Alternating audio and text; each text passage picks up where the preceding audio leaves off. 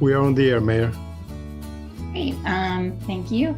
Good evening, everyone. Welcome to Recording in progress of the Tacoma Park City Council. Will the clerk please call the roll? Mayor Stewart. Here. Councilmember Kovar. Here. Councilmember Dubala. Here. Councilmember Kostick. Here. Councilmember Siemens. Councilmember Smith. Councilmember Searcy.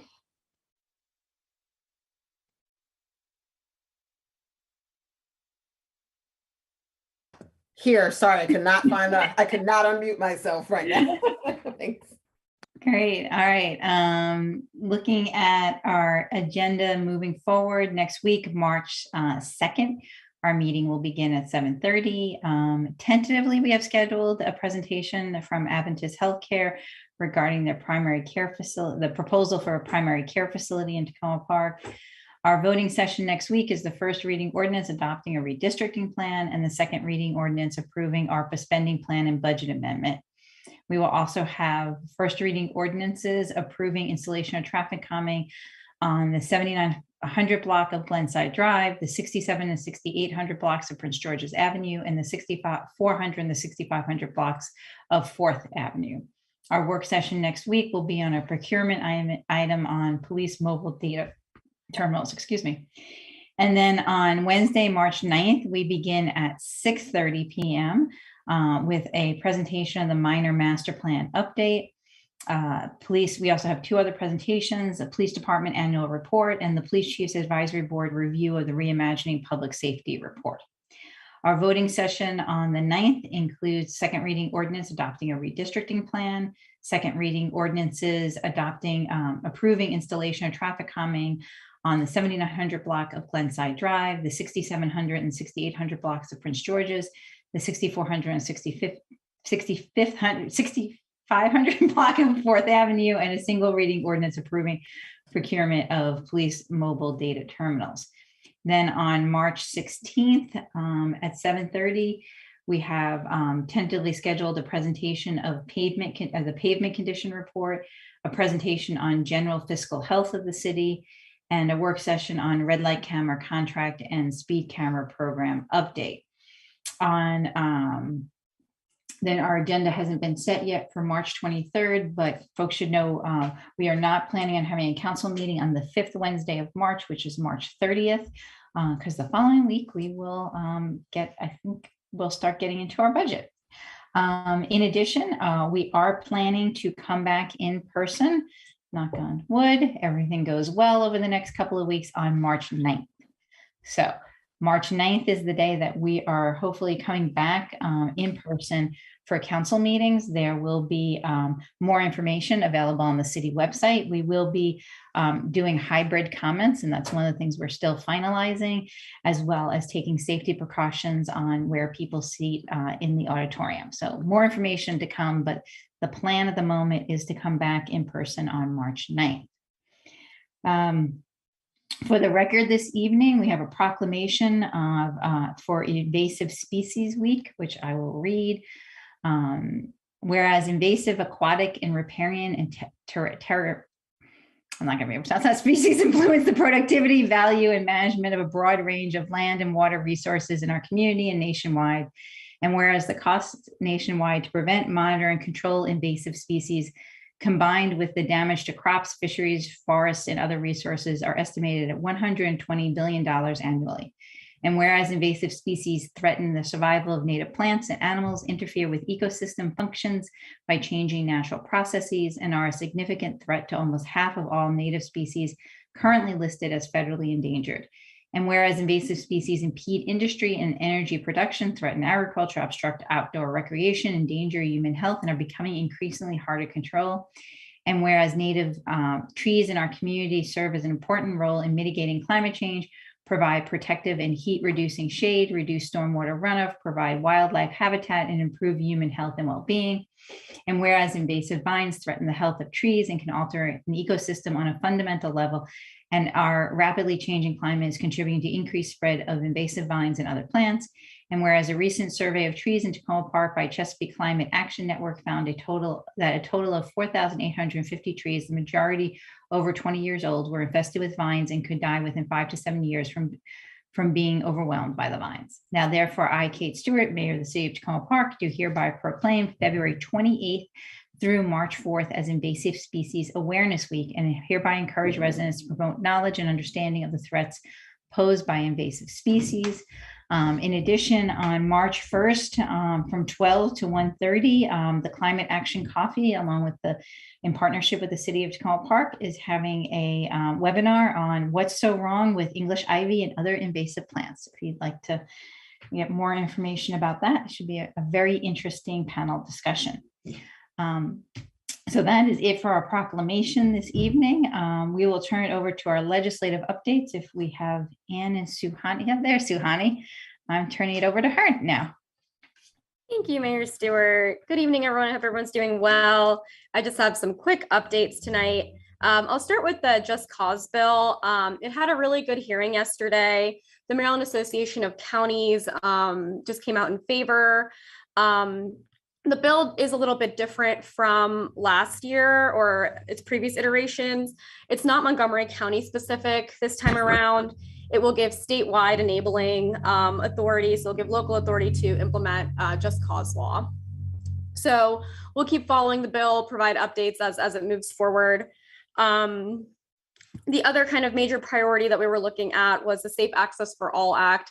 That's Delegate Charkoudian and Senator Waldstreicher's bill in the Senate side. The House hearing, I think, passed just last week, and it will be heard in the Senate on March 9th.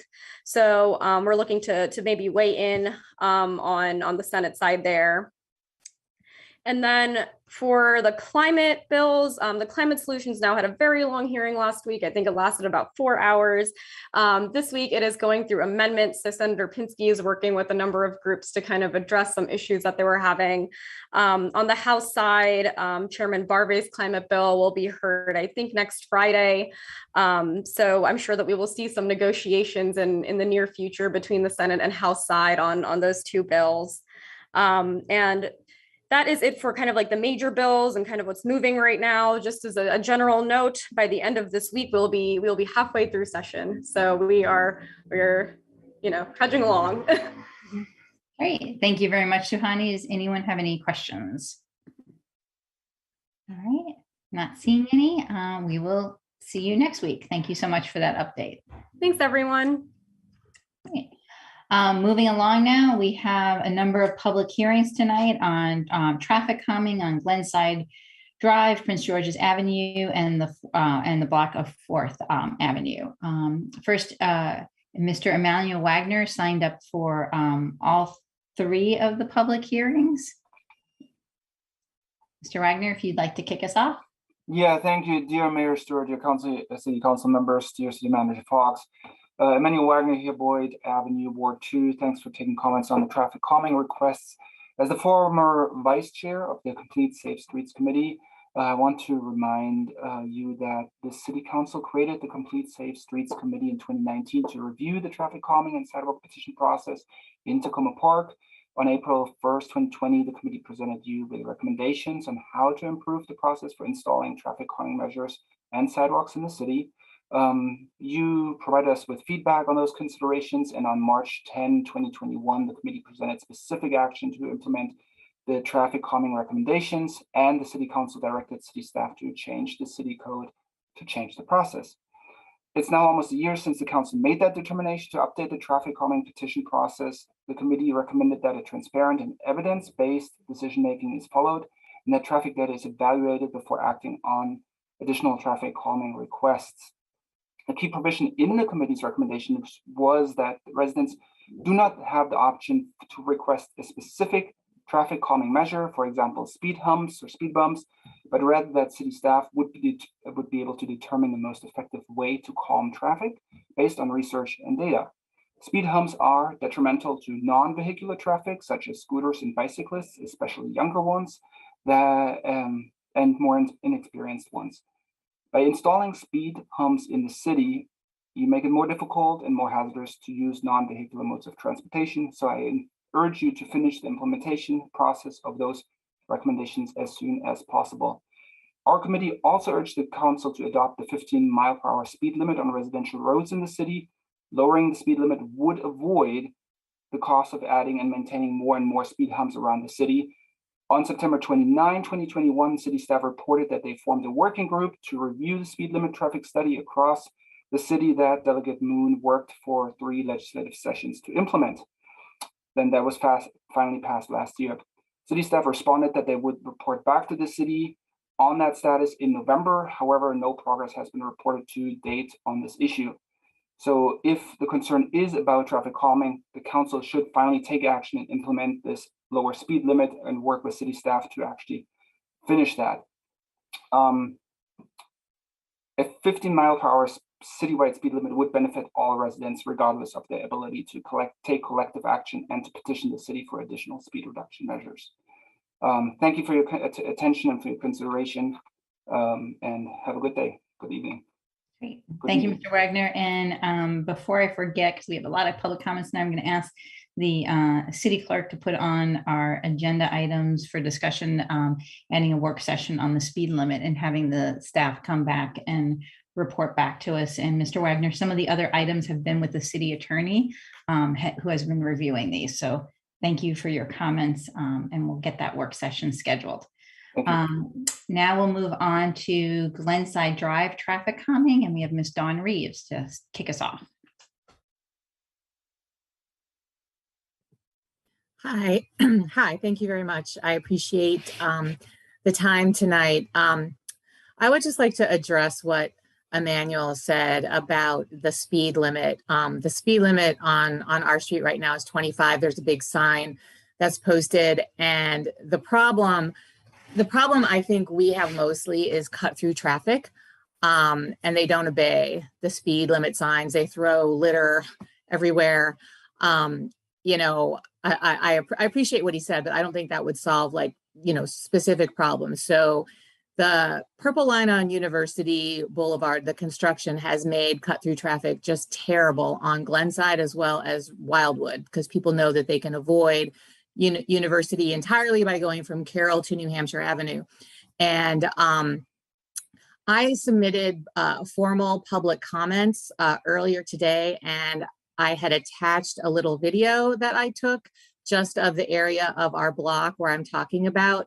But people turn in from Carroll. They're going basically down a hill, and then they go up a hill past 3 or 4 houses, including mine.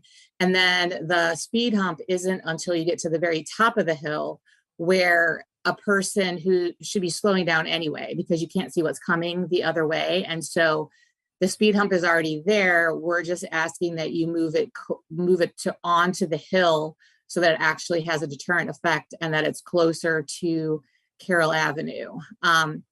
The last thing I will say is I'd thought about doing this for a long time when my kids were little, and they used to play out in the street. And they didn't play out in the street, but I was worried that they would like chase a ball out into the street or something like that. And I never got around to it. And what actually prompted me is a very selfish reason. I was backing out of my driveway last fall. I was actually taking one of my kids to the Tacoma Park Street Festival, whatever date that was. And I had looked very carefully both ways, backed out, and I hit somebody because they were speeding up our street. And so when I had looked, they weren't there. And it was my fault that I hit the person, even though they were speeding, and cost a lot of money because we didn't want to have a claim on our insurance because my other son is just about to get his driver's license and we really didn't need that happening. So that finally got me off my butt, and I looked at the information that was required and I got all the signatures, and it was addressed by our neighborhood association. And I'm just hoping you guys will move it forward. And I thank you very much for the consideration. Thank you very much. Next, we have Deborah Thomas.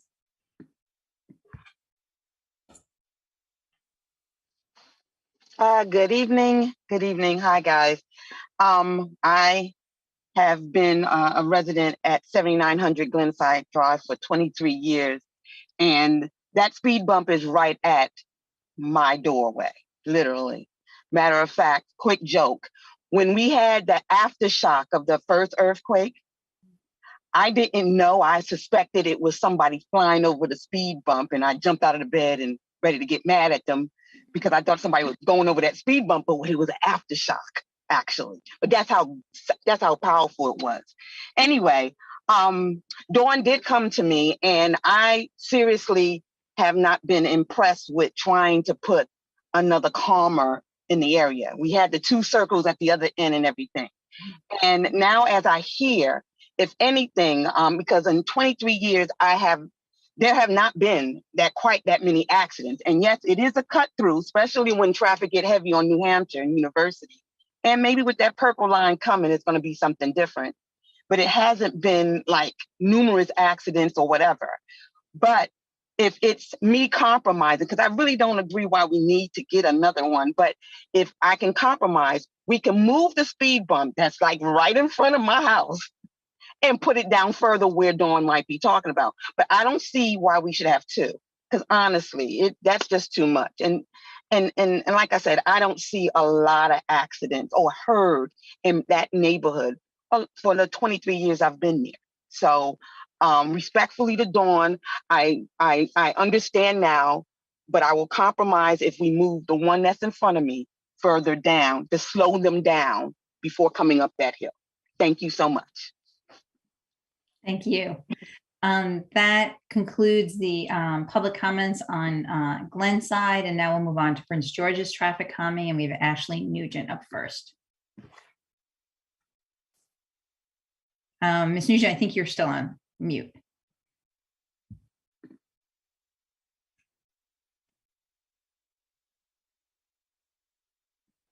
There we go. All right. Good evening, council members. Thank you for considering the proposed traffic calming measures for the 6700 and 6800 blocks of Prince George's Avenue. I'd also like to thank the head of public works, Daryl, for helping us through this process. My biggest thanks goes out to my teammate, Gretchen Goldman, who we worked together on this resident-led initiative. During the pandemic, I found myself walking along the stretch trips to Forest Park. And now that we have a wonderful Spanish immersion preschool nearby, Prince George's Avenue has become something that my family and I walk along 1, 2, 3 times a day. And it's alarming how fast cars speed through this area. They blow through stop signs, and what should be a leisurely walk is often very, very stressful, making sure that the girls are safe, trying to hold one, from running in the street, pushing another. It's very stressful. And for those of you who don't know, the intersection of Prince George's and Elm, and also Prince George's and Belford Place, serve as a school bus stop multiple times per day. And the morning pickup times are often some of the most dangerous instances of cars racing through Prince George's Avenue. When Gretchen and myself held a public meeting, we had about 20 neighbors attend, and everyone who spoke in the meeting was in full support of this initiative. Notably, several residents also talked about how they had petitioned the city, or at least tried to petition the city for several years, and other past measures used to address traffic calming have proven unsuccessful. Just today, I'm sure lots of you read the story in the Washington Post about traffic fatalities reaching a 14-year high. And so as the city takes steps to address traffic violence through Vision Zero, I urge the council to take necessary steps to protect our pedestrians and cyclists throughout the city, not just in Forest Park. We have cyclists, we have pedestrians, we have persons with disabilities, and we have many, many, many children who you can't always keep close to you on busy streets. I would also encourage the city staff and council to develop strategies to proactively address traffic hazards throughout the city and address them in a timely and comprehensive manner. The current system places the onus almost entirely on residents like Gretchen and myself through petition collecting, public notices, public meetings, emailing back and forth with the city. And it's incredibly challenging when we work full-time as parents and we work full-time jobs that we get paid for. So if the city truly wants to embrace Vision Zero, please lessen the burden on residents through this process. Thank you so much, and really appreciate this public hearing. Great, thanks. Next we have Gretchen Goldman. Great. Thank you so much. I really appreciate you taking the time to address this issue and giving us this opportunity to speak.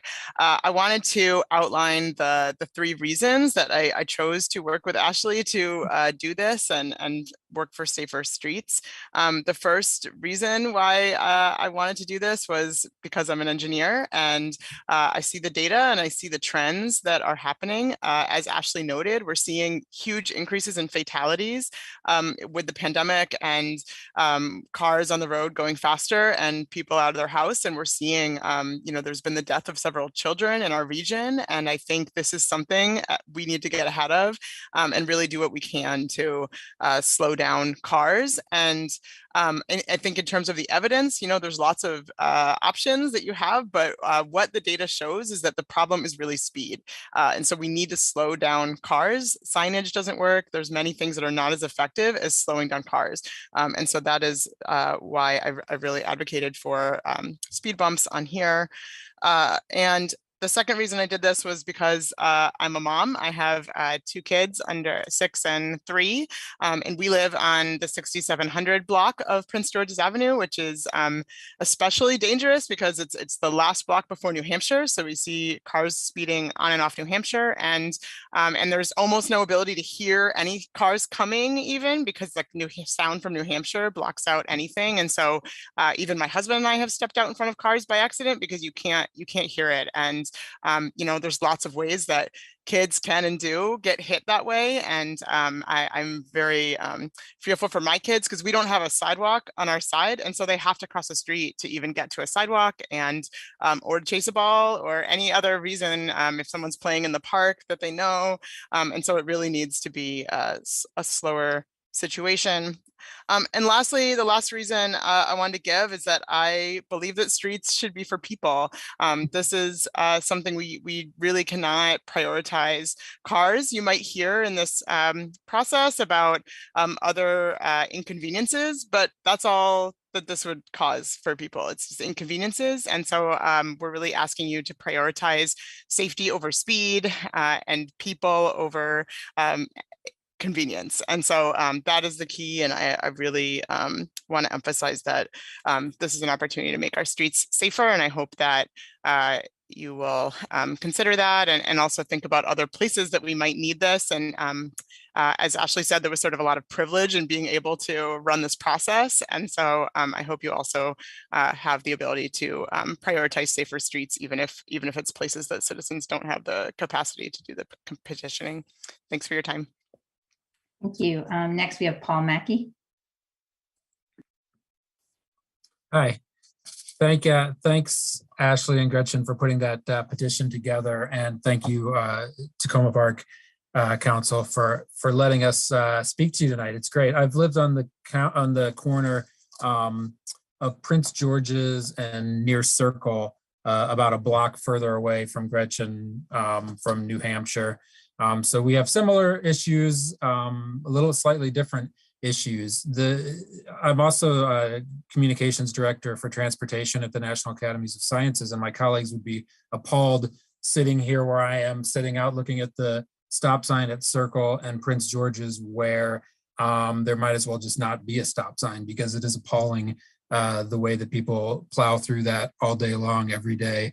Probably gotten a little worse from my anecdotal viewing during the pandemic, but it's always been bad. And so, especially at rush hour, especially when there are kids and pets and pedestrians everywhere walking back and forth to the bus stop, rush hour is just a steady stream of cars cutting through from New Hampshire to east-west, I guess. It's a little strange because it doesn't really seem like that would get you anywhere faster. So it is a cut through, but it seems to be a cut through for people who don't know what they're doing, because I don't even know why Waze would really direct you to do that. There might be a few situations where you might want to cut through, but it's pretty bad. We've done a lot of things over the years. We put up signs for, kids playing and drive slowly. Those got stolen, so that doesn't work. So, and it's really tough when we're trying to get out of our driveway. We're looking to make sure that we're not going to hit kids or families backing out or getting out of our driveway. And then boom, a car will come flying past seemingly out of nowhere. So it's really dangerous and really scary. I think speed bumps are a good option potentially here. They're both good and bad for us personally because we'll have to deal with them all the time when we're biking or driving on our street all the time. But we're a very small percentage of the people driving down the street. There's a lot of people.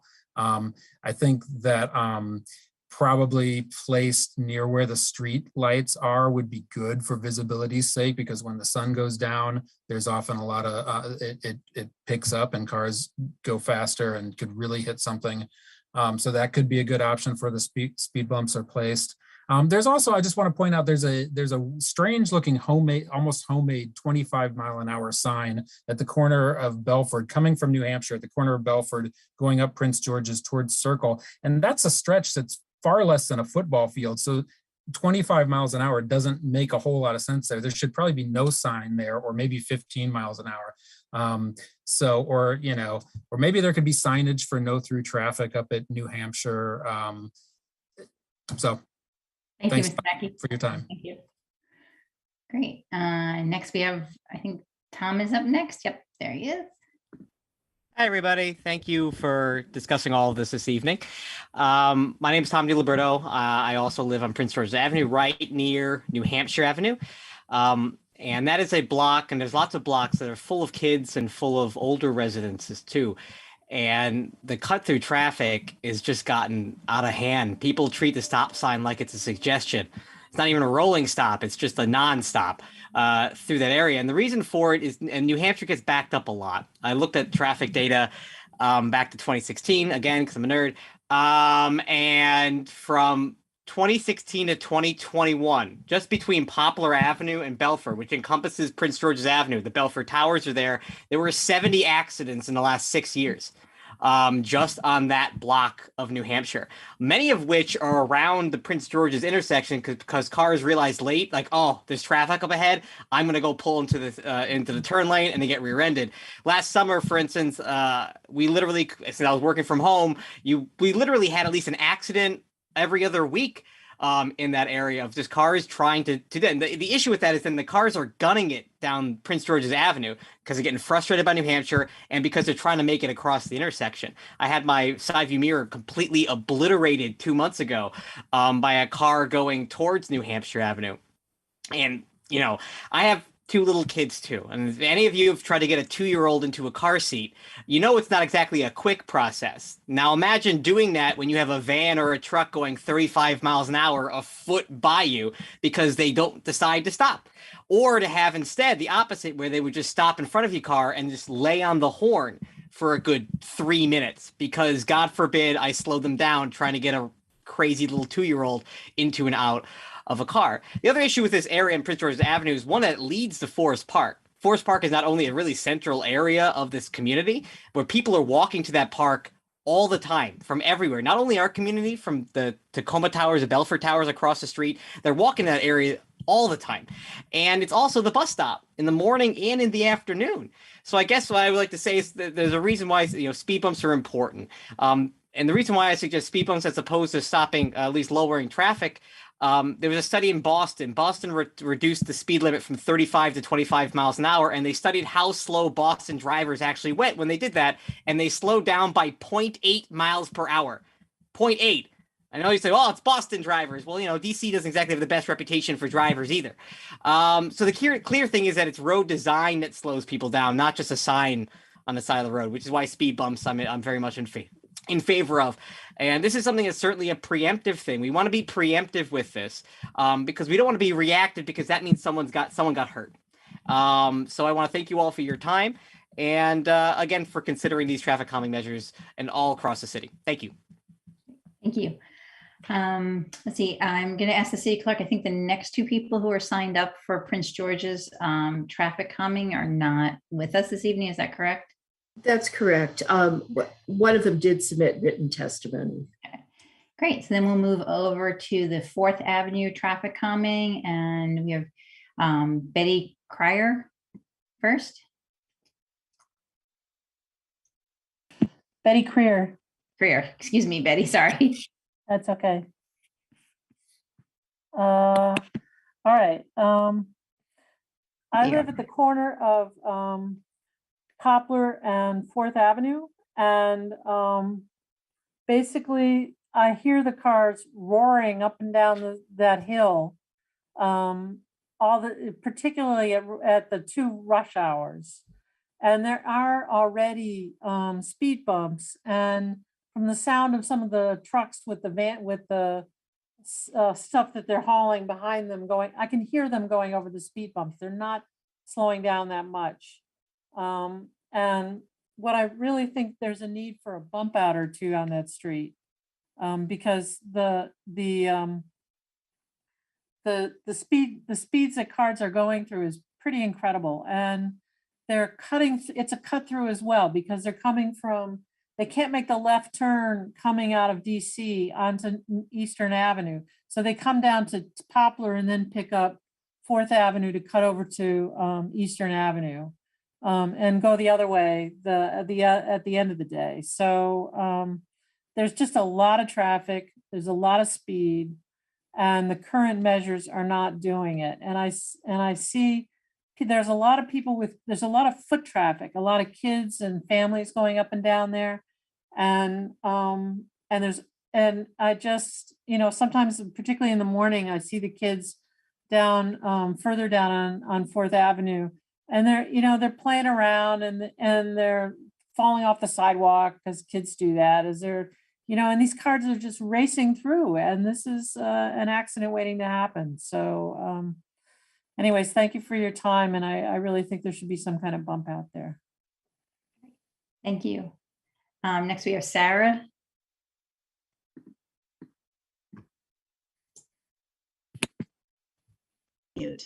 Hi, this is Sarah Bull.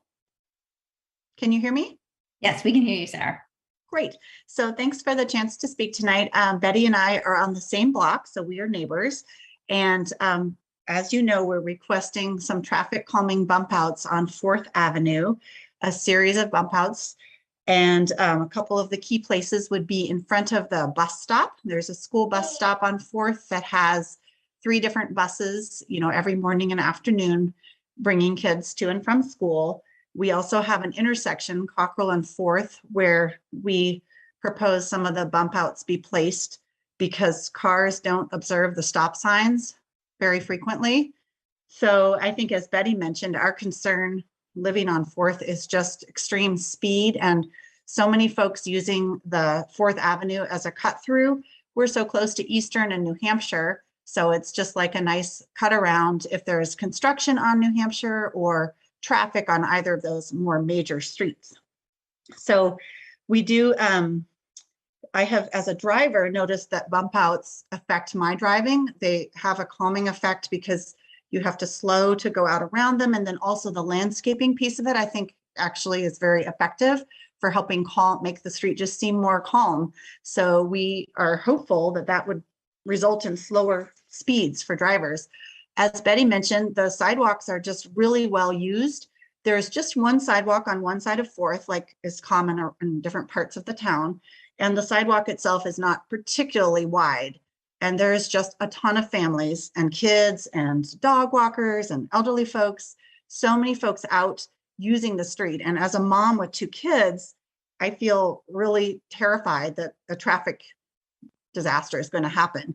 And I think as humans, we are so used to cars, we don't feel the risk of cars. The statistics can really tell us how dangerous they are, but in ourselves, we don't always feel that risk. But that risk is real, and it's something we really hope to mitigate on 4th Avenue. The other thing I would comment on is we're just delighted to be able to have this chance to request this, but we could also see a more efficient way, because we're only thinking of the streets right around our home. I don't have a sense over the whole town of where the most egregious dangers are. I don't have a strategic view of the traffic calming needs of the town. And I'd love to feel like that was being very much thought about and driven from the city, so that there wouldn't be a need for kind of block by block campaigning, I guess, to get measures in place. I'm sure over our whole town, there's just a myriad of places where these speeding and disregard for stop signs and disregard for safety is happening. But as a resident of 4th, we would be extremely grateful if our particular little slice of the problem could be addressed. And we would love to see also a more strategic approach that was a little less burdensome for residents, because not all of us have time to figure out the process and participate in it. Thank you, Sarah. Thank you. Thank you. Great. That concludes the public hearing on traffic calming this evening. We'll now move over to comments on voting items. And the item we have tonight is the ARPA ordinance and budget amendment. And first up is Seth Grimes. Good evening, Mayor, council members, city staff. Thank you for the opportunity to comment this evening. The ARPA funding presents a fantastic opportunity to improve the lives of struggling Tacoma Park residents. I know you take the responsibility of allocating the ARPA funds extremely seriously. I did join with hundreds of other Tacoma Park residents in signing a letter urging you to dedicate ARPA funds to human needs. I very much appreciate the initiative of members of the Tacoma Park Presbyterian Church in spearheading that effort. You will hear from a member of the church, as well as one of my colleagues from Tacoma Park Mobilization this evening. So I'm going to comment on my own and make some points I agree with in advance of what you're going to hear from them, and appreciate the work that I know that you've done with my friend Katie Staus, with Ferd Hoffner, to make improvements to the ordinance that you'll be voting this evening. My comments will be about the larger situation. The ARPA funds do present to you the possibility of essentially a $4 million bailout for the shortfall in library project funding. You're able to dedicate $500,000 to environmental energy efficiency in multifamily buildings, perhaps additional money through rehabilitation funds. These are good things, the energy efficiency funds. You are able to, and I really appreciate, dedicate funds to the creation of mental health responder units. I will point out that I testified on behalf of Silver Spring Justice Coalition and Tacoma Park Mobilization last April, calling for the creation of mental health responder units on behalf of the organizations, and also at that point and previously in September 2020 for transfer of the Neighborhood Services Division code enforcement out of the police department. You don't have to wait for windfall funding in order to achieve these advances in the New Hampshire Avenue Rec Center, in finishing the library project, in reforming Tacoma Park's public safety approach. It is, to me, taken an excruciatingly long amount of time to advance these. I'm glad that the funding is there to make progress through the ARPA money, but I do ask you to use the FY23 budget that the city manager is now preparing and that you will be soon considering, to make structural changes in the city, to rededicate yourself to the 2020 climate emergency response framework, to enacting issues there, to making changes to policing. That includes getting rid formally of the city's police dog and other changes. The ARPA funding is wonderful. I'm glad you're figuring out how to spend it now. I urge you to use the 23 budget to make further structural changes. Thank you for this opportunity to comment. Thank you. Next, we have Laura Heaven. Good evening. My name is Laura Heaven. I am a resident of Ward 3 and a member of the Presbyterians for Police Transformation Group at Tacoma Park Presbyterian Church. And I want to say thank you for listening to the testimony that I and others shared a couple of weeks ago, and for making the change to have the proposed mental health workers not be part of the police department. This is in alignment with programs like the one in our neighboring DC. Their 911 diversion program dispatches mental health crisis workers directly and without involving police. Similar to DC's goal of reducing police involvement in situations related to mental health, I hope that Tacoma Park's proposal can be strengthened further by stating that the ultimate goal of the pilot project is to move toward non-policing approaches to crisis intervention. I and the other members of the Presbyterians for Police Transformation believe it is important that this goal be overtly stated. Thank you for your time today and for all of the hard work that you have put into thoughtfully spending these funds for the benefit of those who need them most. Thank you, Laura, and thank you to all of you who have been providing comments. Next, we have Emil Parker. Hi, my name is Emil Parker. I'm testifying on the council's plan to allocate $600,000 in ARPA funds for the mental health services pilot project. I'm speaking on behalf of Tacoma Park Mobilization, as Seth mentioned. It's my understanding that as originally proposed by the council, the pilot project would have been placed under the jurisdiction of the Tacoma Park Police Department with the mental health providers / crisis responders working out of offices in the police department. I believe that the ordinance has been amended to place the pilot project in the city manager's office. Tacoma Park Mobilization welcomes this change, without which we could not have supported establishment of the pilot project. Would like to clarify that the councilors will not work out of offices in the police department. That's a question. So I served as one of the members of the Tacoma Park Task Force to reimagine public safety. One of the top priorities of the task force members was to explore options for responding to mental health crises and homelessness that did not involve the police. Accordingly, Tacoma Park Mobilization strongly supports the Koscheck Amendment, which I believe states that the objective of the pilot program is to move toward non-policing approaches to mental health crisis intervention. So on behalf of Tacoma Park Mobilization, I would like to thank all of you for changing the pilot project so it is consistent rather than at odds with the task force's recommendation for a community assistance office and community safety team separate from the police. Thank you for the opportunity to comment. Thank you. Next, we have Megan Scribner. Good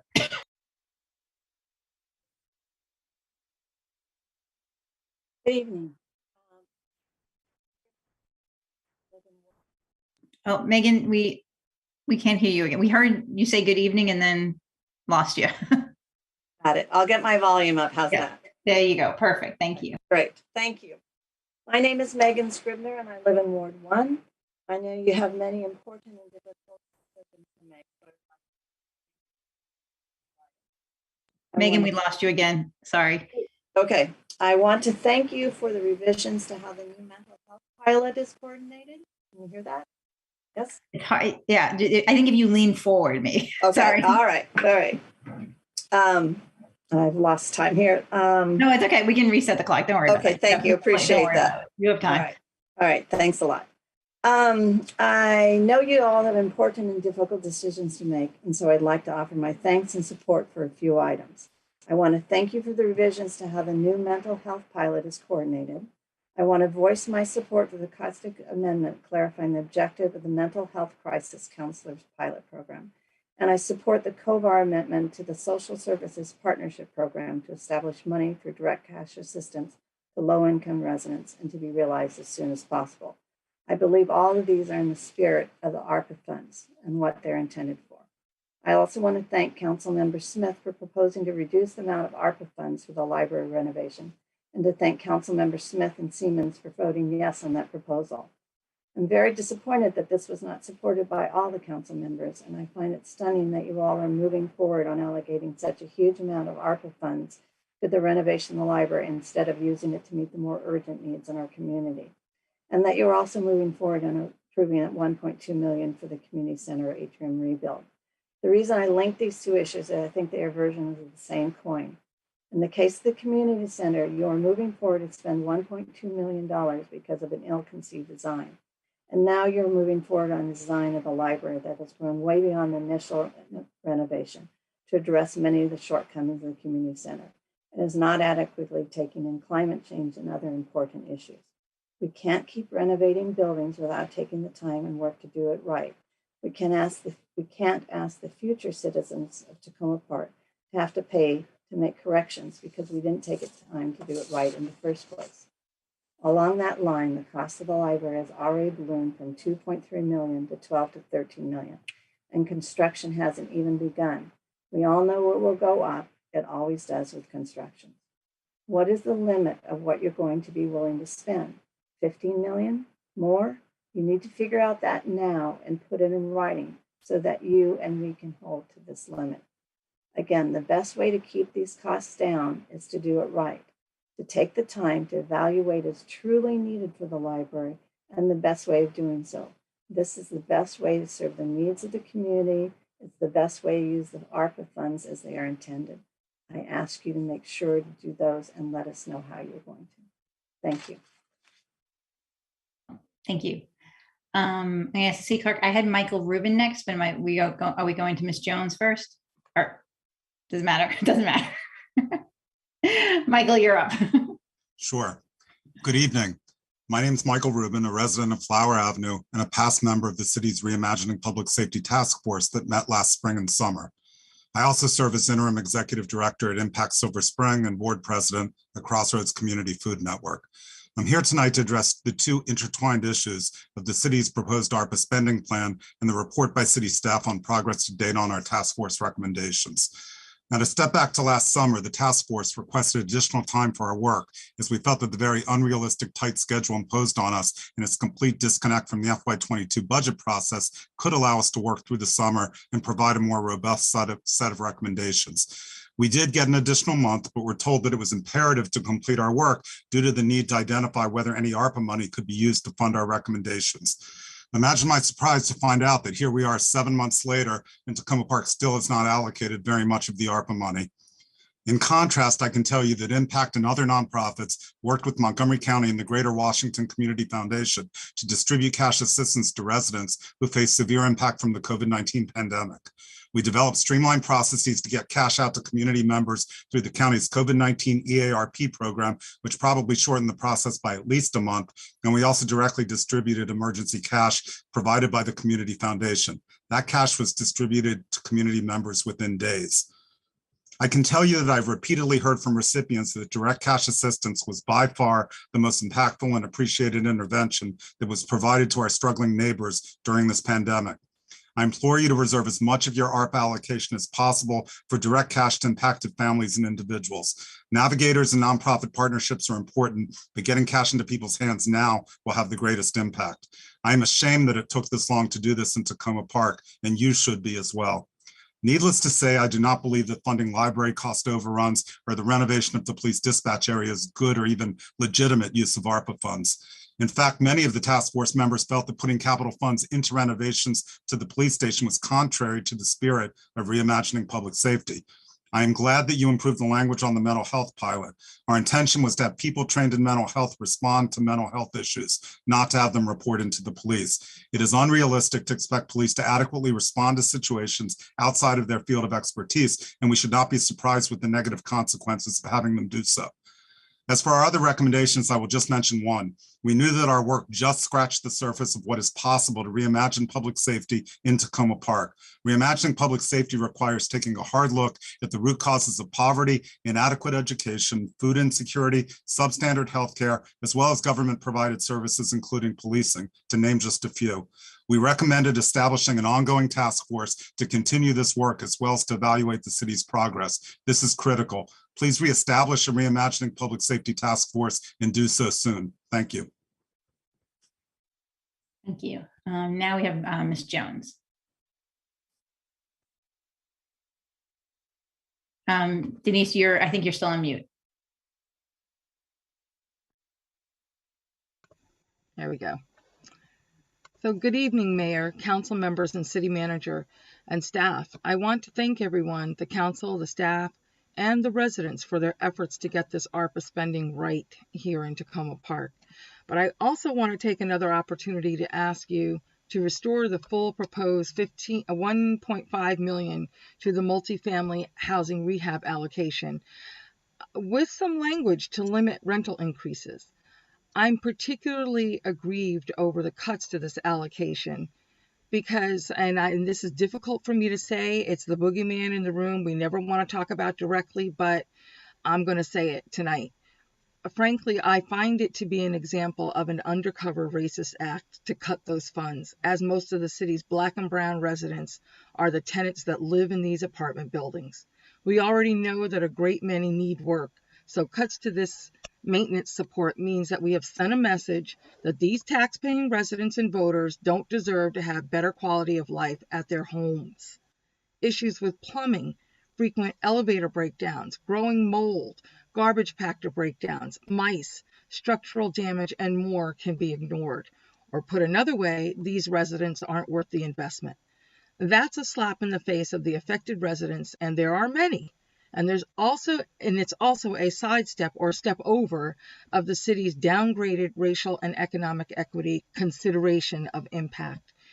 There are questions that the county's racial equity and social justice community engagement toolkit use or have that I wish our city staff had considered and the council had been more supportive of in their direction to Mr. Fox, our new city manager, and the staff as related to this ARPA spending proposal and your regular budgeting process too, I might add.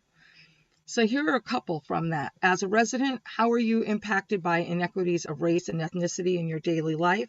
How are members of your family and or community impacted?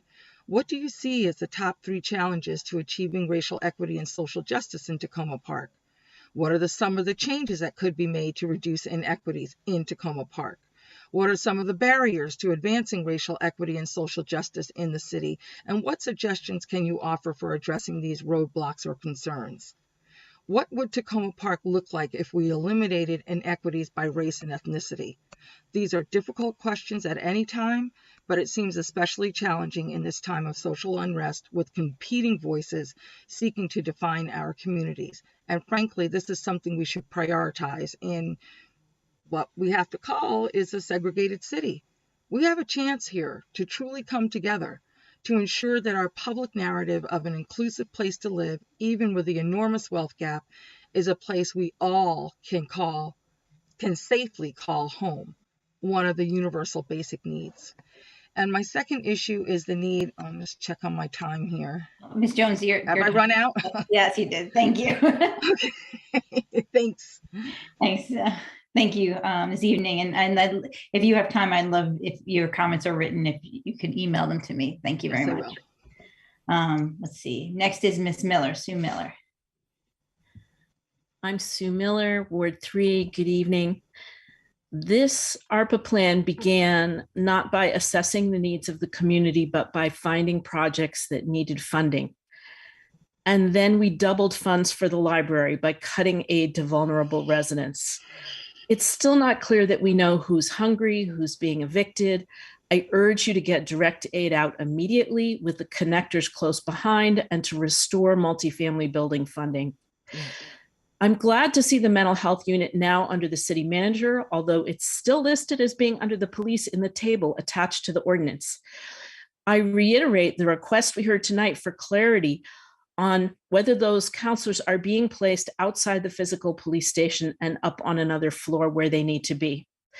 It's also important to more clearly uncouple the creation of the mental health unit from the reasons to expand the police station. It was shocking to me to hear a council member this week assert that the public is confused and that this is not an expansion of the police station. We are not confused. The original description of the project is still on the city website, and it clearly states, quote, "The goal is to expand the police station." Later, a new description was posted, but the project is the same one. Funding this expansion now is problematic given the Reimagined Public Safety Task Force's recommendation to reconsider the expansion. I've heard assurances that if we reduce our police staff of 65, the new offices could go to other purposes. And I see the logic of filling in the atrium because the community center lacks open community space. But residents deserve transparency around the fact that this project is an expansion of the police station. They deserve to know how many offices are being added and a robust discussion around whether it is a necessary, wise, and legitimate use of ARPA funds. My other topic is redistricting. As you consider redistricting, please note that the consultant presented a slide last week showing that 41 out of 47 map-specific comments were in favor of option B or Z. This is the formal feedback that we paid the consultant to produce and should be given weight. And in a year when we bypassed the kind of resident involvement used in county redistricting or in the city in the past, resident feedback must be given weight. So I want to thank Councilmember Kostyuk, my council member, for hearing her constituents and choosing option Z, even when it may not be in the interest of incumbents. There is no question in the minds of many residents that choosing a map to give incumbents additional advantages is contrary to our charter and to basic ethics. So I look forward to hearing the legal advice you've obtained on this question tonight and any new thoughts you have on that matter. Thank you. All right, yes. Next we have Susan Schreiber.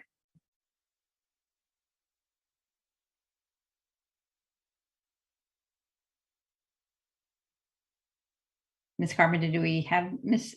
Susan with us for comment on ARPA funds, or should we go to comments on other matters? We do have her, but I'm not able to bring her into the meeting, but she is unmuted now, so I believe she can speak. Okay. Ms. Schreiber? Thanks. I wonder why I'm not, why you can't bring me into the meeting. Well, I don't know. Okay. Sorry. Susan Schreiber, Ward 1. Today, February 23rd, just happens to be Lee Jordan Day, established by the mayor and council some years ago to recognize the contributions and legacy of a leader, some would say hero, of our community. Lee Jordan is perhaps best remembered for founding the Tacoma Park Boys and later Boys and Girls Club, which brought together young people from across the city, both Black and white, and as an amazing mentor to youth, both on the baseball field, but also at Tacoma Park Junior High School, where he was custodian for 26 years. But perhaps less well-known is Lee Jordan's persistent advocacy over several decades on behalf of the Black community and on a myriad of issues, beginning, for example, with pushing the city government for paved roads and streetlights in African-American neighborhoods. In the face of segregation, he fought successfully for a place where Black children could play ball. And when the city closed that colored playground after just a few years in order to make way for the Department of Public Works, in spite of local protest, Jordan turned his attention to the need for a space where members of the community could gather, and finally succeeded in getting the city's commitment to construct a small center up on Oswego Avenue, the Hefner Building, which opened in 1959 and drew African Americans, not only from Tacoma Park, but also surrounding communities. Now, you may wonder why I have signed up to talk about ARPA and started out talking about Lee Jordan. But I can't help but think about what Lee Jordan would say were he here over these past weeks, listening to this discussion, the deliberations about how to allocate federal dollars intended to assist those who have been most impacted by the pandemic. I know that you council members are very serious about making the best use of the ARPA funds. But in the midst of talking about categories for funding, and particularly the idea of designating $4 million of ARPA funds for the library renovation, it's so critical that the public discussion continues to be based on the needs of people and not the numbers. I wonder to what extent you've been able to fully consider the living conditions and needs of so many of our fellow residents living as we do in a city where a third of our school children are eligible for free and reduced meals. Denise Jones and Sue Miller both asked about outreach and what has been done to connect with the people in our communities who are suffering the most. I think it's important that the discussion elevate their voices and their needs. Because after all, the question that we will all want answered is, are we really doing the best job for the people who are hurting the most? Thank you. Thank you. That concludes comments on our voting item this evening on our ARPA ordinance. Now we'll move on to comments on other matters, and we have Mr. Arthur David Olson first. Arthur David Olson, Herbie Hancock Avenue. Last week, the city manager reported this year's constant yield tax rate. So it's time for some math. First, people do not pay tax rates, they pay tax bills. Those bills are based on both tax rates and assessed values. New assessed values in the city have increased, so if there is no change in the tax rate, tax bills will go up. I hope in your comments on taxes this season, you'll focus on tax bills, or at least always mention both tax rates and tax bills. In most years, there's some question about just how large a tax increase to include in the budget. There should be no question this year. In recently concluded union negotiations, the city took the position that notwithstanding any measure of inflation, such as the Consumer Price Index, the largest increase in salaries it could bear was 3%. So regardless of any measure of inflation, such as the Employment Cost Index, the largest increase taxpayers can bear is 3%. Adding 3% to the constant yield rate of 51.95 cents gives a rate of 53.51 cents. I hope that the city manager will propose a rate no higher than 53.51 cents. And I hope the council will approve a rate no higher than 53.51 cents. A rate that's any higher is unfair to both the city's union employees and the city's residents. Finally, a couple of years ago, the city arranged for the possibility of charging different property tax rates for residential and commercial properties. Since then, I've not heard any mention of that option.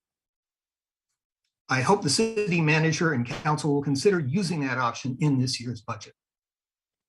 And unaccustomed as I am to anything extemporaneous, since we have been reminded that it is Lee Jordan Day, I will reiterate a suggestion I have already made to some folks on the council, that it is a good time for us to rename Lee Avenue in our city, Mr. Lee Avenue, to honor Lee Jordan and to make it clear to folks that we are no longer honoring General Lee.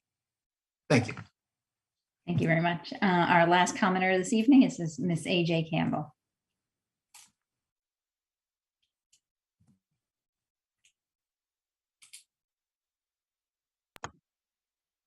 So I have to say, yeah, so Ms. Campbell, you could speak. For whatever reason, I cannot bring you into the meeting as a panelist, but you should be able to speak now. Can you hear me? Yes. Yes. But you can't see me. Right. No. Okay, I get it. Well, that's not unusual given what's been going on. And maybe it's just people who work at Philadelphia and Maple that have trouble seeing me. Okay, well, my name's AJ Campbell, and I live in Tacoma Park, Ward 5, for now. In Tacoma Park, we care about our neighbors deeply. That's why I'm here today to warn you that my building, the one I live at Roanoke Avenue, is about to have all their common utilities turned off, making the building completely unlivable for the 8 residents who live here, forcing them out of their rental housing onto the streets. The residents on my building, they're going to have water, their gas, and their power turned off. Garbage service has already been cut off, and residents were informed they had to make their own trash arrangements. Code violations on the building are racking up. Fire certificates are out of date. It's a nightmare. I've been working with the city staff to avoid this issue, but it has just been a one-way street. I have sent countless emails to the city staff, and they've gone completely unanswered. The issues have been ignored, and it's only made matters worse. Some of these are city registered rentals, and we have an obligation to those renters. Did the city staff let the residents know that their utilities were about to be cut off? No. Did the city staff cancel these rental licenses? No. Did they reach out to the rental permit holders? Not to the best of my knowledge. I frankly think we should just get out of the business of registering rentals because we just don't do it very well. After 9 months of trying to get one unregistered rental on the books, to be honest, it still hasn't happened. Although, honestly, it may have. The city staff is refusing to tell me whether it has or it hasn't. This is not private information, it's public. If landlords don't have to follow our rules, why do we bother having them?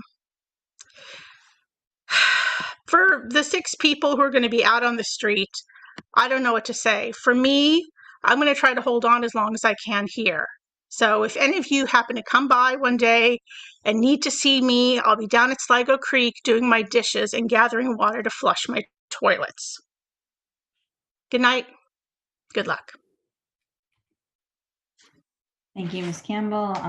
I'll ask the city manager if when he has time to confer with our Director of Housing and Community Development, if they could give an update to the council on the issues Ms. Campbell raised, please.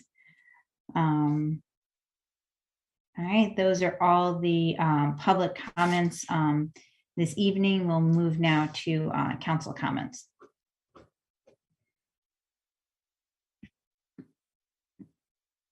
Any council comments? Councilman Costick. Thank you. Just a couple of quick things. First of all, thank you to all the public commenters. Appreciate the questions regarding traffic calming as we look at it holistically. I think it's a good reminder and look forward to the update from staff and would love to get moving on that. And I'm happy to do some work on that to help move it along. Also, thank you to those who commented on ARPA. We'll have a discussion more thoroughly later tonight. And just also want to agree with the recommendation that we move forward on renaming our streets that are named for Civil War generals as well. Just two items. I had a meeting today with the National League of Cities Human Development Federal Advocacy Committee. And the focus of the meeting was on ARPA funds. So it was very timely for us. And there was a PowerPoint that I will get a copy of probably tomorrow from NLC staff, and I'll forward that on to everyone. And it may be useful. It was related to the guidance from the Treasury Department. And so I'm sure that's something that that staff have been looking into, but just want to share that. I think it was useful information. And then also just want to give a big thank you to Chief Duvall and the police department for their handling of a situation with an injured deer over the past week or two that was causing a lot of concern and along Sherman Avenue, and just really appreciate the attention to that. It was very difficult for residents, and this happens frequently when there's an injured deer. It's difficult to kind of go through the different levels of animal control and the county and the city, and it can be a very confusing process. And so I appreciate that, that Chief Duvall was able to step in and kind of help facilitate that and make sure that everything worked out as it needed to. So very much appreciate that and want to say thank you. And that's it for me for tonight. Next we have Councilmember Smith. First, I would like to ask staff to talk to the District of Columbia's Restaurant Association and see if they can give a presentation to the council, see if it makes sense that we have our own restaurant association. We do have a number of new restaurants, so and the owner of Mansakunda and AJ Campbell came up with this idea, so I think it could be something that we should pursue. I would like to thank Ms. Campbell and the residents that helped organize a Ward 5 meeting on President's Day. I think it went very well. Appreciate all the residents coming out to that meeting. I want to thank everybody that came and gave comments tonight. You know, some of these comments really resonated with me, especially Ms. Jones, when she talked about, you know, well, what is our intent with these ARPA funds. It does not, from the council's perspective, look like that we are actually trying to help the Black and brown people that represent the majority of the city. Other interests are coming to the forefront, and I think it's just heartbreaking that we're putting all these time, effort, amendments on other pieces of this ordinance, but we still have not seen a number whereby this council will stop the spending for this library project. Is that 10 million, 15 million, 20 million? That number still has not come forward. The issues that Ms. Campbell brought forward, I think the housing fund and ARPA funding should be used straight away to help solve some of these problems for Ms. Campbell and the other residents that live at this condo building. I hope my colleagues see that, this is a come to Jesus moment for this council when it comes to ARPA. I don't think that we are doing the best we possibly can for these residents. And then finally, let me just say, racial equity was brought up by some of the commenters. I would ask the city manager to review our racial equity lens and see if there are new tools, new ideas that we can bring forward. Because right now, it does not seem like racial equity is any part of the decision-making process of this council. Thank you. Councilwoman Searcy. Good evening, everyone. So first, I want to thank the residents that came out and spoke tonight. The residents that came and advocated on behalf of moving the speed bump along Glenside Drive, and the other residents that came out and advocated on behalf of traffic calming activities. Definitely look forward to working with members on council, Councilmember Costick. As soon as we can kind of knock out some of the public safety task force recommendations, I am all yours for Vision Zero. But because we definitely need to take a more holistic approach to reviewing traffic patterns within the city, and also methods that we may need to take to really move the needle as it pertains to cut through traffic and the hazards that is posing on our residents. Also want to thank the residents and our HCD staff that have supported a family that was displaced as a result of a fire at Hampshire Towers this week. Small Things Matter jumped into action to raise funds for the family. And I know that the Hampshire Towers management company is also working with that family as well. So I appreciate everyone's swift action to try to address the needs of this family that lost their unit due to a fire. And lastly, I know there's been lots of comments that were raised around the ARPA dollars. And I just want to say that I do support moving the mental health pilot into, or kind of have it managed out of the city manager's office. Not simply because of the need to kind of just separate the project from the police department, but because mental health plays such a role in the residents that come through and their needs across the entire city. So I think the movement will actually enable there to be more consideration of this pilot as it pertains to other aspects within the city. So as it relates to policing and dispatch, but also those residents that are coming in for HCD services or services out of our housing community development group, people who may be in need with their utilities or stormwater payments. There may be things that are related there. And so having that shop out of the city manager's office may enable greater coordination. So just wanted to use a few seconds to state my commitment to that amendment and support for that amendment as well. All right, thank you so much. Thank you. Any other council comments this evening? All right, not Councilmember Kovar.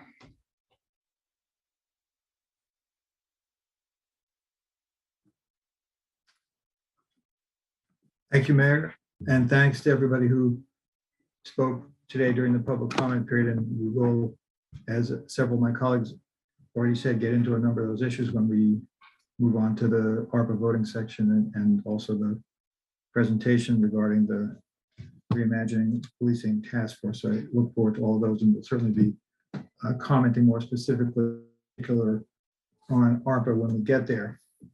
I did just want to mention a few other points. One, I circulated this information to Ward 1 residents, but tomorrow from 9 to 11, I have a virtual office hours. And if you would like to participate in that briefly, feel free to get in touch with me if you haven't already seen it, and I can give you the sign up details. Earlier today, I was in a meeting with the Metropolitan Washington Air Quality Committee, which is the COG that I participated in. And there were a few interesting things in that I just wanted to briefly mention. And in less than 2 minutes I have remaining now. First, people may recall that while the greater metropolitan area has been hitting most of our required levels on air quality, the one where we've fallen a little bit short, and partly it's been a result of the fact that the standards were made tighter, has been ozone. We've hovered right near, but we've been above it. What's interesting is, though, that this past year plus, owing in particular to the pandemic, we've actually been under the level. And so right now we're in a situation where the EPA is considering rulings for the metropolitan area, one of which may be that, okay, we are within range, even though it's due to the pandemic, and the other that despite being within range because of the pandemic, we're not really attaining the level. And so sometime in May, we'll find out whether the region has to get somewhat more strict or not as strict, and we'll see how that unfolds. And I have a lot more information on that if people would be interested. The second thing that was talked about, there was a presentation on leaf blowers, and the interesting thing, and I can send people this document as well, some representatives from Montgomery County government presented this. The battery operated leaf blowers all across the board, they're better. They cost more. They cost less, they operate more efficiently, they require less maintenance, they have on average lower decibels, and they don't make the whine that a lot of people find objectionable, and they're healthier for the workers and so on. DC just started their, we'll have to phase those out at the beginning of the year, and Montgomery County is looking at it. So I hope we might be able to at least attach ourselves onto Montgomery County if we don't do it on our own. And then the one other thing is on March 19th, there's a Go Electric event at Montgomery College in Rockville, and there are rebates there for people who might want to purchase battery operated leaf blowers and lots of other electric equipment and appliances. I can send the details separately on that too. Thanks. Any other comments? I have a couple. Thank you to all the speakers tonight. On this weekend, the Presbyterian Church has a rededication ceremony of its sanctuary. It will be on Sunday, and I literally just lost the piece of paper. I believe it's at 2:00 on Sunday. The whole community is welcome, and the service will also be on live on Facebook. Thank you, Mr. Arthur David Olson, for raising the street renaming again. We can contact Gwen Wright at Park and Planning. As people know, I think about a year and a half ago, Park and Planning started to take up looking at streets, and our streets would come under their process. And so I'll contact Ms. Wright again to see where they are and where we are in the queue. In addition, as was mentioned, today is Lee Jordan Day. The council established Lee Jordan Day by resolution last year, and there will be on Tacoma Radio an event this weekend on between 1 and 3 p.m. on Talk of Tacoma. Cedric Boatman and others who grew up with Mr. Jordan will share his memories and his legacy. So if you want to tune into Talk of Tacoma on Sunday between 1 and 3 and hear that. And those are all the comments I have this evening. I will turn it over to the city manager.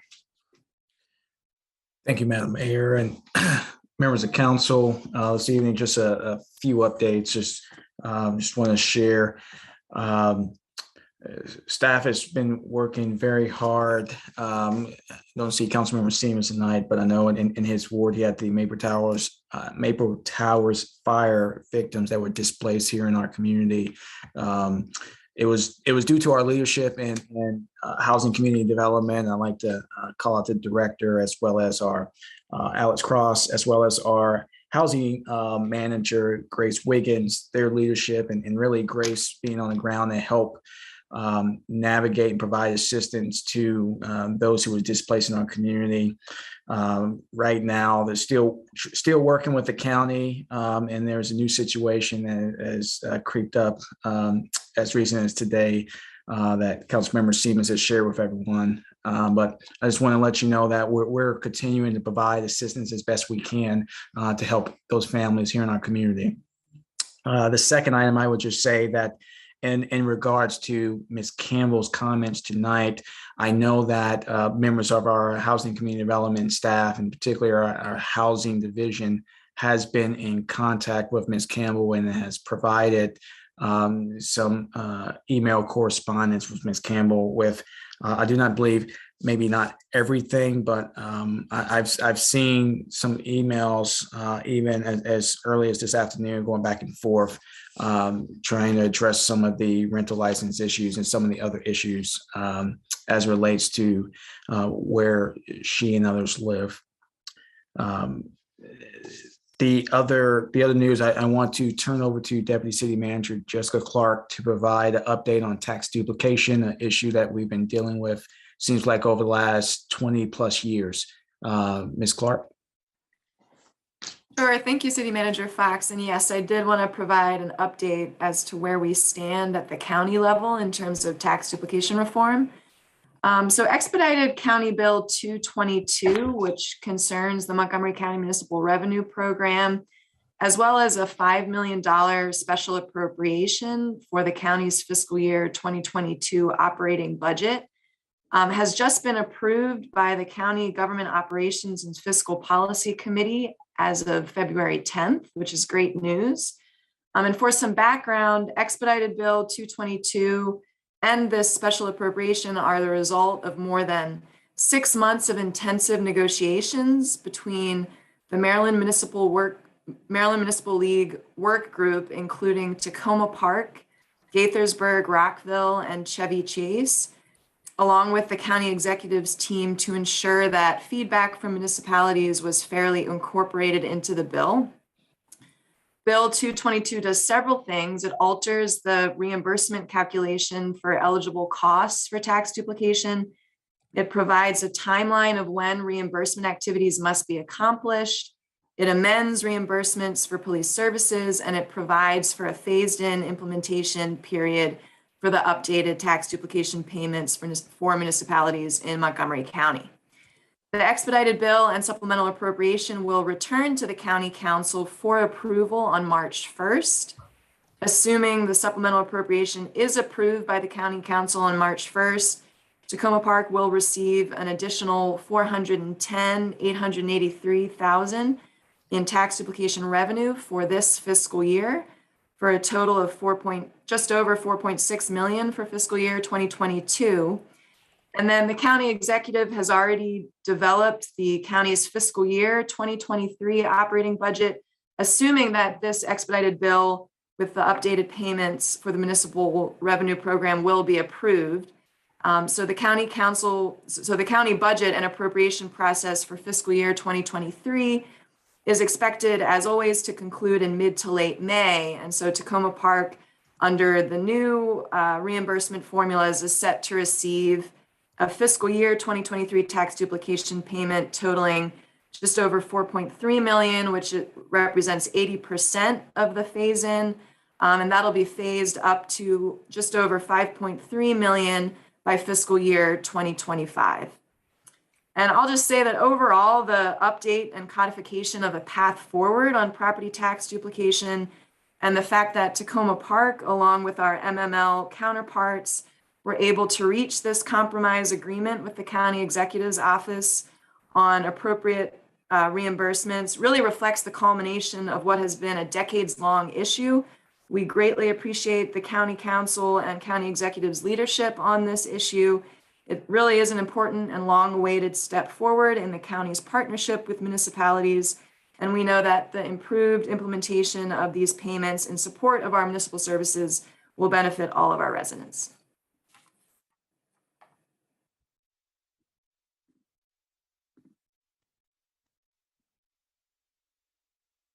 Great. Is that it for the city manager's comments? Yeah, I would just like to say thank you, Ms. Clark. I tried to move the tax duplication issue when I was president of the Montgomery County chapter, and we ran into a brick wall. I appreciate your work and everybody on the executive committee of the chapter, the county executive, Mark, and the county council. This has been a long time coming. I just want to make sure that y'all know how much I appreciate everything you guys have done to make this happen. Thank you, Councilman Smith. Thank you, Ms. Clark, for all your work on this. We know it's this is a huge success, and it'll probably continue. So thank you. All right. I think we'll move on to the voting session. I'm looking for our the city manager to turn it over to him to talk about our first reading ordinance approving the American Rescue Plan Act and budget amendment. Sure. So City Manager Fox just texted me he lost internet, but hopefully he'll be back with us shortly. Yeah, he just texted me too. Yep, I see that. All right. So hopefully he'll be back with us shortly. And I guess, Ms. Clark, should I turn it over to you, or should we? Which should we? Sure. wait? Yep. Yeah. So I think we can get right into. I can share my screen with the draft ordinance. I'll just say that as staff. We've been working for many months on this, so it's very exciting for us to be in the home stretch along with you all, and to have moved from our reconciliation sheet to now, putting the pen to paper with the draft ordinance. And we really appreciate all of the edits that council members provided. It really is an improved document at this point, and we look forward to discussing it tonight. So let me pull that up.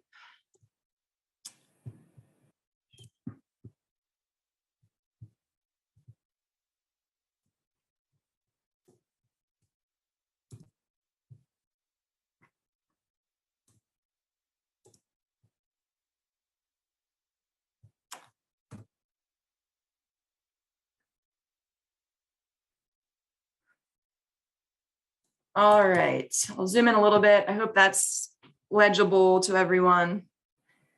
And City Manager Fox says the power is actually out at his house, so that does not sound fun. All right, so in the earlier whereas clauses for the ARPA ordinance, and this has been, an earlier version was posted last week, and then this version was posted earlier this week. So again, thank you to Council Members Dabala and Kovar for some of these early edits. It was a good catch by Councilmember Dabala that we now have an Exhibit A and B, so that's been clarified in these two spots. So those are pretty straightforward changes, no discussion needed there, I don't think. And so here we get into really what so in our ordinances, everything under this therefore section are really the action items. And so we had several council members make key edits and or additions of new language to this section. So I do think we should take some time here. In section 4, this is Councilmember Dabala's proposal that she wanted to make sure that we have an updated timetable for included in the fiscal year 2023 preliminary budget book. Councilmember Dabala, I did just want to clarify what you mean by updated timetable. Is that different from the 5-year budget tables that we provide, or? I was assuming that the multi-year budget breakdown by project, and then I was assuming updated timetable, multi-year timetable by project. So in the original plan, lots of things were front-loaded to fiscal 22, and in the updated timetable for fiscal 22 that was circulating earlier this week, the same thing, rather than take the time now when we perhaps are not fully informed about all of the details of the project, and therefore the timetables, the timeframes involved. I was suggesting that we do really need to look at it, and let's do it in the process of the budget, the fiscal 23 budget in April, which is coming up pretty soon. And I did specifically mean by project. Does that answer your question? Yes. So yes, we will be providing year by year timetables for each project. Yeah, So I think, maybe- from a staff perspective, this edit stands. If there's any other comments from other council members I'm on this. gonna suggest that we say breakdowns and updated timetable by project, since it wasn't clear. If it wasn't clear to you, then it might not be clear to other people. How's that? Okay. And then I'll stop and let other people. I mean, I think we already have that right here, Councilmember Dabala, for Oh, we each do, yeah. newly approved project, yeah.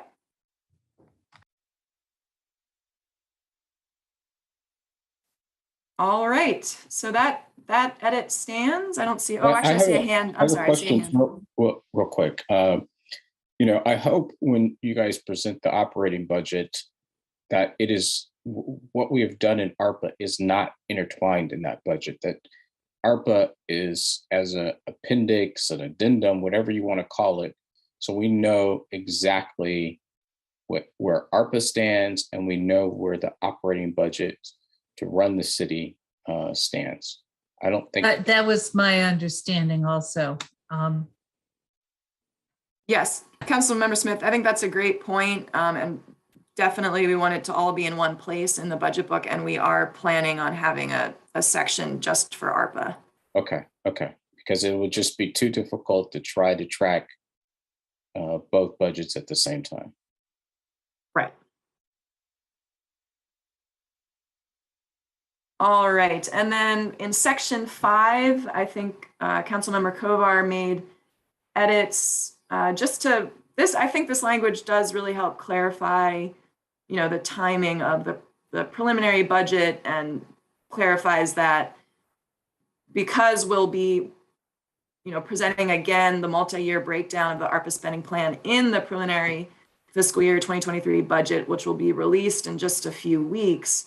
That really gives council another opportunity before final fiscal year 2023 decisions are made to make any additional adjustments. And then here he's also specified regular reviews after the budget is passed on a quarterly basis. And this was also a request from Councilmember Dabala. And I see 2 hands raised. Councilmember Kovar, did you want to speak to your edit? Sure. I would say, first of all, this is building on to what Councilmember Dabala had originally suggested about having these reviews be quarterly. And I think that's a really important part of what we're doing here.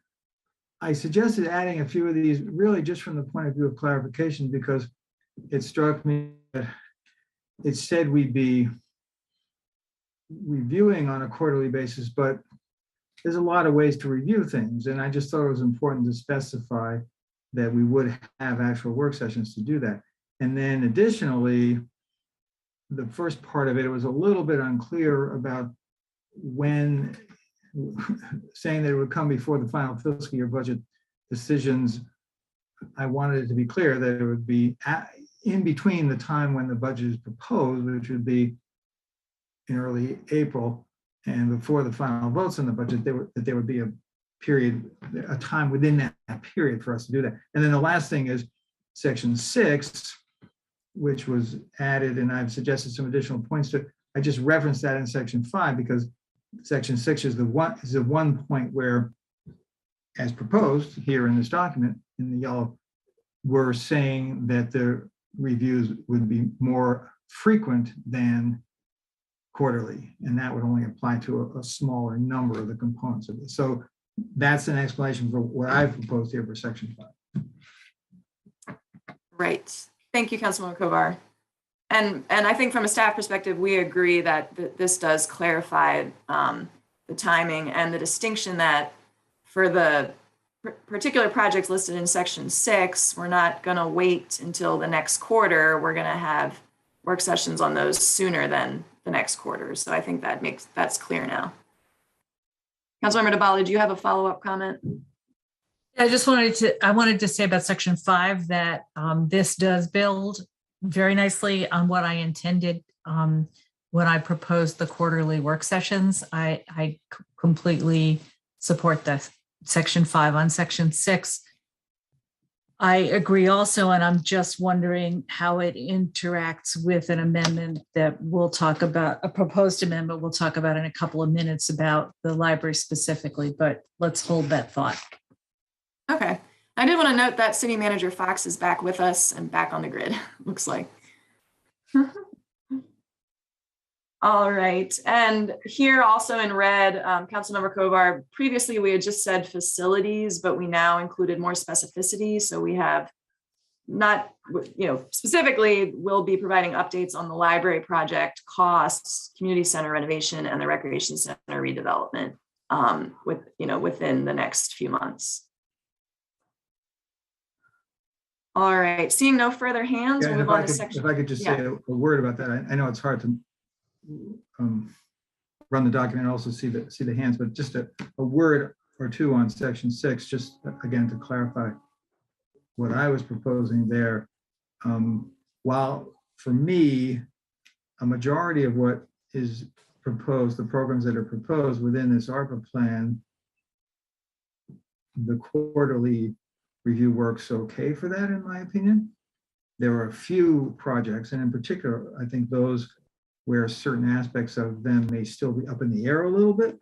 And that's in particular for me, the direct cash assistance, and then also these questions on the what had been previously noted as facilities renovations, but the library, the community center, and the rec center.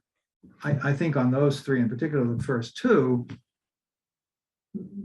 the funds are on hold. We haven't exactly decided precisely how or when or possibly if we're going to spend those until we get more information. To me, those and the cash assistance, which I think is really important to get out the door as quickly as we can, those struck me as projects on which it really was important to not wait for the quarterly review or just have the budget review that we're going to have in April, but to really have these be steadily presented and discussed with council so we can make sure we are able to pivot when we need to, and we know what's going on, and we can make suggestions without having to wait multiple months. So that's the notion behind that. For most of the projects, I don't think it requires that expedited implementation review. Understood. Yeah, and I think Mayor Stewart made a similar statement last week about the importance of those three projects, and I think this evening it'll be important that we decide on the breakdown of those three as well, which will be helpful. And this does build precisely on what Mayor Stewart had suggested before, and I just thought a few more details helped explain it. Thank you. Councilmember Kostick. Yeah, thank you. I appreciate the work of my colleagues on these sections. I think these are good additions, and I just wanted to build on what Councilmember Kovar said, specifically related to the library and the fact that those funds are on hold, as we noted. And so I think those work sessions, in the case of the library in particular, aren't just necessarily to receive updates, but are a time when we will be having a more substantive discussion on any potential changes or other things that we find out through the value engineering study and other information we receive. So I think in particular, all of those are important, and I want to see our work sessions on all of those. But I think particularly for the library, that will be a little more than just updates, but more kind of decision points. Thank you for that comment. Councilmember Dabala, did you just take your hand down? Or yes, I was wondering whether we should just do the library now, but let's do the incubator first and then come back to my okay. Because what I proposed for amendment on the library is essentially what Councilmember Kostick just said. But let's do it in order. Sorry, I was trying to think what made sense. For now, we have that language later in the document, Councilmember Dabala, but we can move it earlier if necessary. If that's the way it works out, yeah. Sure. All right, and then moving on to section 7. This was also an amendment from Councilmember Kovar, requesting that after 18 months that we have kind of a special check-in for the business incubator, and that we take a hard look in 18 months if a partner has not signed on to be able to realize that. And we discussed this with Director Cross, and I think from a staff perspective, we're fine with including this goalpost. Thank you for that. I appreciate it. And if I could just say, again, a couple of words on this. The reason I propose this is because the incubator, and I think it's a great project, and I think if it is able to be worked out, it will be very beneficial. It's really the only one, I think, of all the projects here where it explicitly is based on, in part, on us identifying and finding one or more partners to work with us on it. Now, there are plenty of projects where we have to develop grant programs or RFPs and have contracts with outside people who would do the, because it's a partnership in the sense that if we can't find another partner, it wouldn't go forward. So on that one, I thought if it turned out that we just couldn't, because maybe the economic environment just doesn't bode well for that kind of partnership, or there's some other reason why we were not able to do it, then we'd have an opportunity for a pullback there and either allocate the funds in another way while there's still plenty of time within the ARPA schedule for us to do that, or if we choose to vote to continue it. So thanks again for including it. Sure, yeah, and I think Director Cross would be surprised if we didn't have a partner, or at least the prospect of a partner in 18 months, but we'll certainly see how it plays out. I hope so. Thank you. Councilmember Searcy?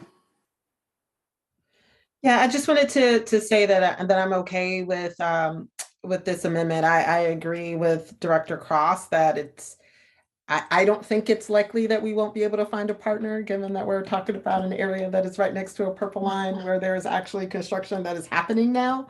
So I think this will be an easy sell for the next year or so, but I'm fine with us scheduling that 18-month check-in just to ensure that if we need to reobligate dollars, we would have enough time to do so. And I think that's the piece that I do just want to confirm, that the 18 months would put us at, where would that put us in terms of schedule? Because we would need to have any funds expended by 2024.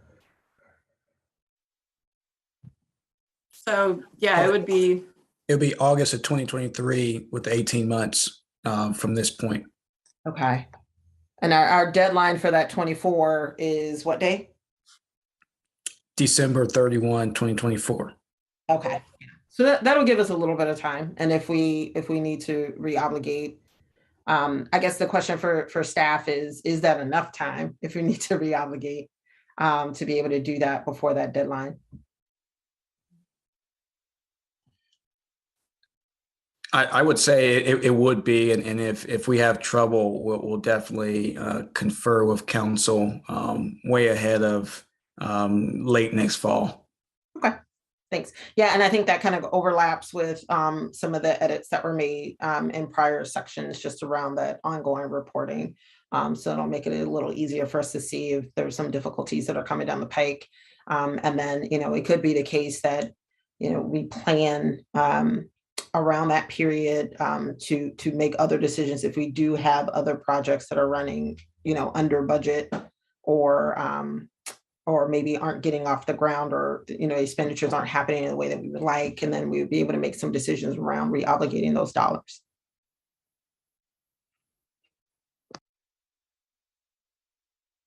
great. Thank you, Councilmember Searcy. Councilmember DeBala, is that an old hand or did you have a new? New. So I hope this works because it's a great project. But I agree with Councilmember Searcy. To 18 months allows us enough time to reobligate in another direction. And I think the housing rehab and energy efficiency money would be a great place to put it. My question is whether this is a section about one specific project should be here, or if it should be under the program descriptions. And the reason I ask that is because I feel that the specific direction from council on the library probably falls into the same category, and they ought to both be in one place or the other. So I don't have a strong feeling about which place. I just want to raise it for the group as we go forward, because we have several other project specific directions that are not about the scope of the project, but are about what we need when, and just thinking where they should be. That's all.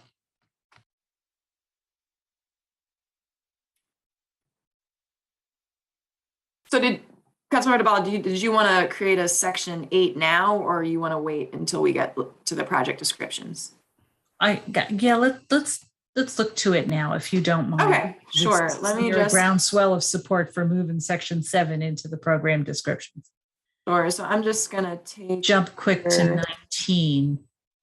Yeah. So the specific direction on that I am proposing on the library, based on everything we've all discussed and comments we heard tonight, et cetera, that we'd have to make this a complete sentence, but funds for the library project are on pending council review. So this is not actually the language that I had submitted. Are on hold pending further review by council, and then comma, review of value engineering study, construction manager recommendations. We can straighten out the grammar later, I guess. Incorporation of bid alternatives and continued staff exploration of possible supplemental funding. So my thought is that following on I think it's section 5, 6, where it says that we would have work sessions on some of these things sooner rather than later.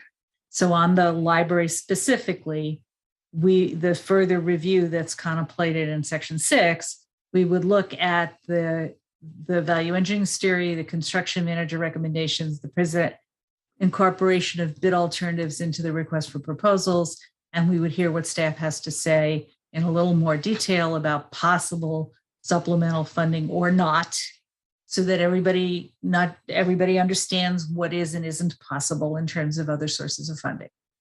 So as a unit of things, a package of things that the council would look at sooner rather than later, as contemplated, as expressed in section 5. Section 6. Yeah. Section 6. So that seems to go. Yeah, maybe I'll move this. Could Right I after specific could I offer a direction. suggestion? Pardon? Can I offer a suggestion? Yeah, I'm done. Thank you. What if we said library project funds are on hold pending further review council as described in section 6 of the value engineering study? And so that actually was that this is one of the, so it's an action, which is why we want to move it up to these sections as opposed to keeping it in the descriptive section that appears later.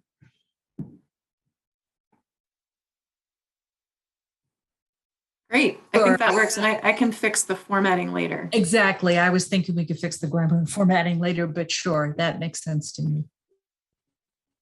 Councilmember Smith, did you have a comment as well? Yeah, I appreciate the recommendations that my colleagues have made on this amendment, but it does not get to the core issue of how much are we willing to spend on this library. I mean, we could go through all of these studies, we can, have all these experts come and talk to us, but we as a body are the ones that should say that this library should cost $15 million or $35 million and figure out how we get there. I mean, we should make that decision, not having these studies and get us to that decision. because we've already blown through the initial budget for this library. And the way we're going, who knows what number we're going to finalize this project at. So respectfully, my intent here is to make the best use of our dollars and hopefully to get what we want for less than what we've got on hold. I don't know what the answer to that is till I hear all these things. And I'm happy to work with you in the next few days to come up with some suggested wording here that you would like better. I would just say that we need to come up with a number first before we start. I mean, we're allowing these studies to define the cost of the library. And I think it should be the other way around, that we define how much we're going to spend on a library. Okay. I can't answer that question for myself without hearing some of the results of the expert recommendations. Sure. Yeah, and thank you, Councilmember Smith, for your comments. The value engineering study is kind of the final check on the project costs. But our ultimate goal is to get to the bid amounts, which will give us a very real sense of the true cost of the project for the full duration of the project. So that's what we're all working towards. But we'll have more information as Councilmember Dabala outlines here very soon. I'd like to just make one other point, for speaking only for me. I'm hoping this can be done as quickly as possible, because I think that at this point, time is money with respect to going to bid.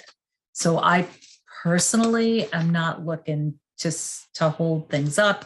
I'm looking, if anything, to speed things up by suggesting this. Thank you. All right, if there are no further adds to the action or the sections here in this part of the document, we'll go ahead and move on to the project descriptions.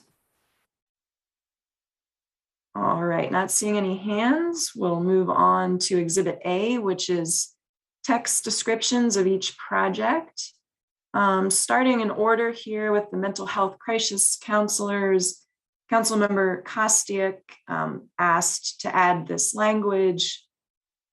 If there's any comments from you, Councilmember Kostiuk, or any thoughts from other council members on this addition. Yeah, thank you. I just wanted to thank the residents who have been advocating for and working on the ARPA funds in general, and also specifically looking at the way that the city implements the mental health crisis counselors, and thank residents who commented tonight, and also thank city staff and my colleagues, Mayor Stewart in particular, and Chief Duvall, and the city manager and deputy city manager. I know there was work done on amending the language here in general. So I think that has really helped a great deal. And this addition here is really just to get at the goal of the project itself, which is something we've been discussing, and to emphasize again that we're moving towards a different approach to mental health crisis intervention that does not involve police. And it specifically notes here moving towards that. It's with the recognition that we're not there today, but we're working towards getting there. And all right, I see. Yeah, Councilmember Smith. Yeah, I have a question of how this in a practical sense works. I mean, the city manager's office, you know, there are not a lot of executive bodies there. There's just you, Ms. Clark, and the city manager. So by adding these two extra employees reporting directly to the city manager, I'm afraid that it's going to, you know, make the city manager, Ms. Clark, your job even more difficult.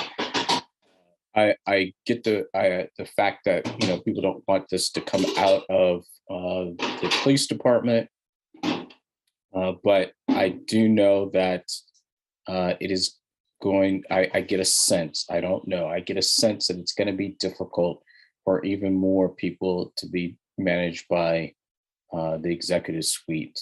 And I just want to get a sense, have you guys figured out how that works? And I would just love to hear feedback. Thank you, Councilmember Smith, and we appreciate those comments and sentiments that you had as it pertains to our office. There's still work that we would need to do, but I will say that we will have it worked out in short order, and that the mental health crisis counselors would be coordinated with several different departments. As much as I can say at this point, until we can actually start working on drafting how this is actually going to play out and work, and whether it's in-house, whether it's contractual. So there's some other details that we need to work out. Thank you, Mr. Fox. You know, your responsibility is 171 souls in this city staff, and adding some more people I know is going to make your job even more difficult. So, you know, whatever is the best way to manage these people, I look forward to hearing from you in the future. Thank you. Thank you, Councilmember Smith. Councilmember DeBala. Yes, I was actually just about to ask the same thing as Council Member Smith. Originally, I proposed that the program not be embedded that we changed the language about embedding in the police department, and we have language that coordinate with the city departments and the county health and human services. And what came back was this in the city manager's office. And so I had wanted to ask about that, and you've just addressed that. Two other things. I like clarifying the goal of the pilot program. I think that's important. And I want to footnote that table 2, what a resident says still says police department, not city manager's office. So we might want to just flag change in that. Thank you.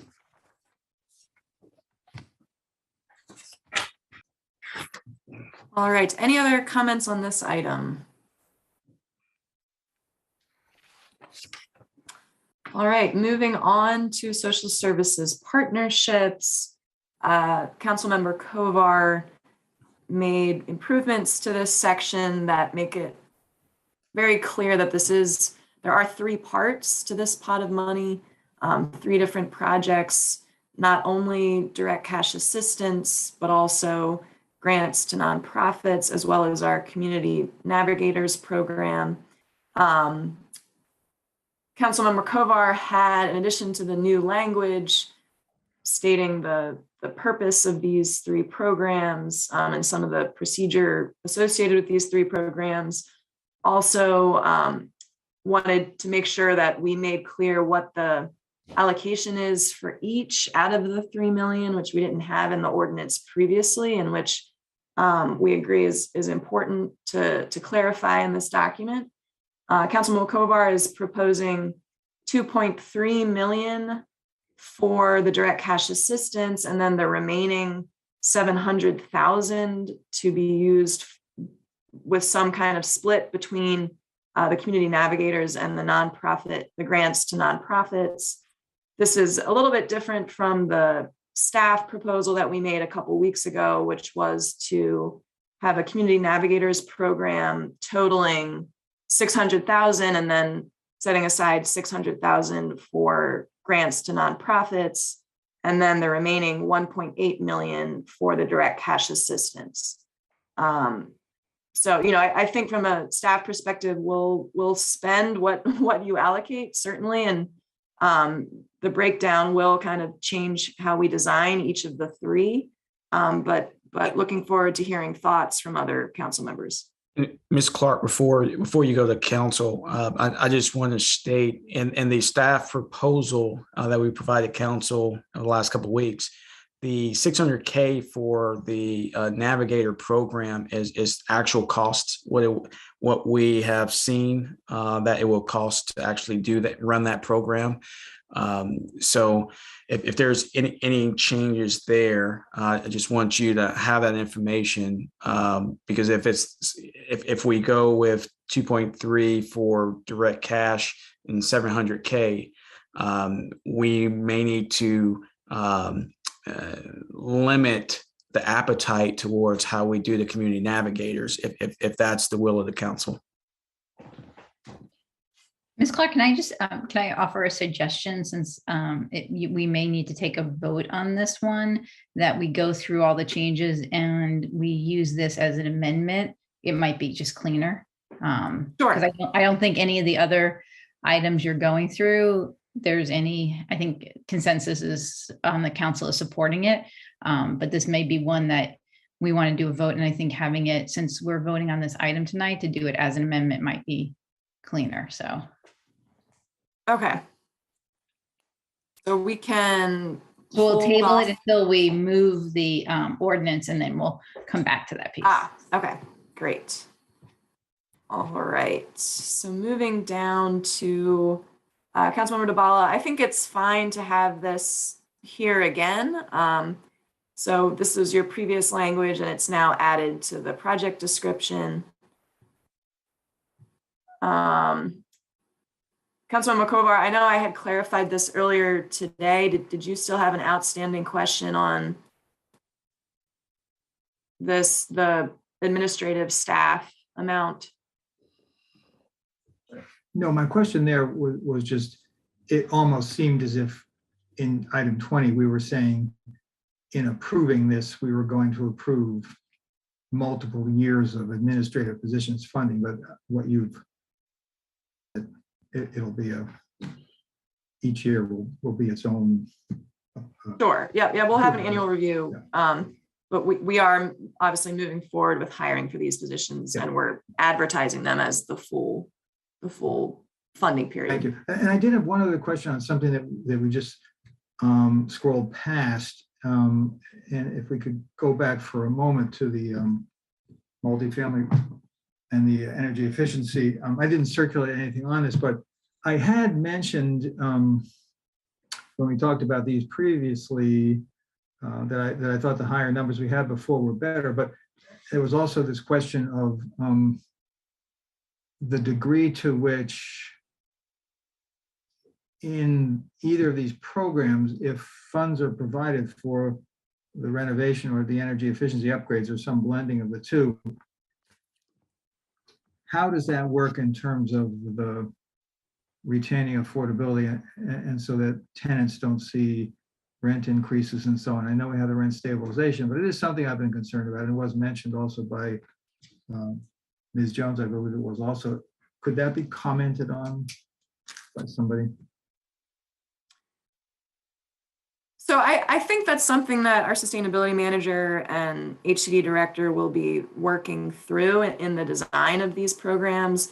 I mean, we did make it very clear in the project descriptions here and here, which was actually an edit from Councilmember DeBala, that these two funds will be working in sync. But in terms of the details of implementation, I wouldn't want to comment without the project managers being present. Okay, so the one thing that Mr. Cross had indicated was that on at least on the multifamily one, he would be okay with the idea of the council having an opportunity to review the regulations before the program went into effect. I think that's a great idea. I don't know whether we need to formally say that or if we can just have a commitment to be okay with it. If it's uncertain, then we could put it in. Yeah, I mean, I think, I don't know that it needs to be included in the ordinance language. I think it can be implied by these descriptions. I think that's part of implementation. No, I'll be mentioning it again. So thank you. Okay. All right, and then I believe our final addition was to, so previously we had a table reflecting, so council had already approved ARPA amounts under the fiscal year 2022 adopted budget, as well as the July budget amendment of fiscal year 2022. So this 15.2 million amount is the remaining balance, so that all of these amounts are with that original, those previous approvals removed that were already approved in the adopted budget and the budget amendment. So based on feedback from several council members and Mayor Stewart, we've also added in a new table that shows the total. So this would be the full 17.4 million. So not just the remaining balance, but the full amount for each project, including the budget amendment, including the adopted budget, and including the new allocations that council has agreed upon in the past few weeks. So that's this column here. And then, so you can see that this column totals to the full amount that we're receiving from Treasury, which is just over 17.4 million. And then we did want to give council a sense of, from each department head, how much we're projecting to spend through June of 2022, so through the end of fiscal year 2022. And that is this final column, which totals to about 3.4 million out of the 17.4 that will be spent through June 2022. And I'll say that, of course, so that for several of these projects, particularly those that are new, there's a ramp up period for a lot of, some of these are really shovel ready, like the grants for small businesses. We know we'll be able to start spending right away. For others, there might be a huge spending spike in July and August and September, for example. But this final column only reflects our guess at this point through June 2022. I'd also note that there's one remaining budget amendment in this fiscal year. So these are our estimates at this time, but if we need to revise these, we do have one remaining budget amendment if needed, or even an emergency budget amendment, but hopefully that won't be needed. So any questions on this newly added table? Councilmember Kostiuk. Yeah, I just wanted to, while you're here, just reiterate Councilmember DeBella's point that it would be great if you could change the department for the mental health crisis counselors there from police to city manager. Okay. Thanks.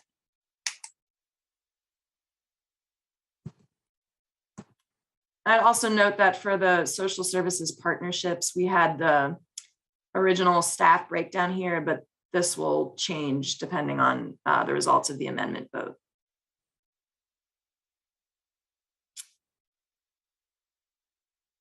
All right. Okay, I think that's, you've got, Councilman DeBella has a question. Yes, thank you. So at what point, if I were to propose an alternative on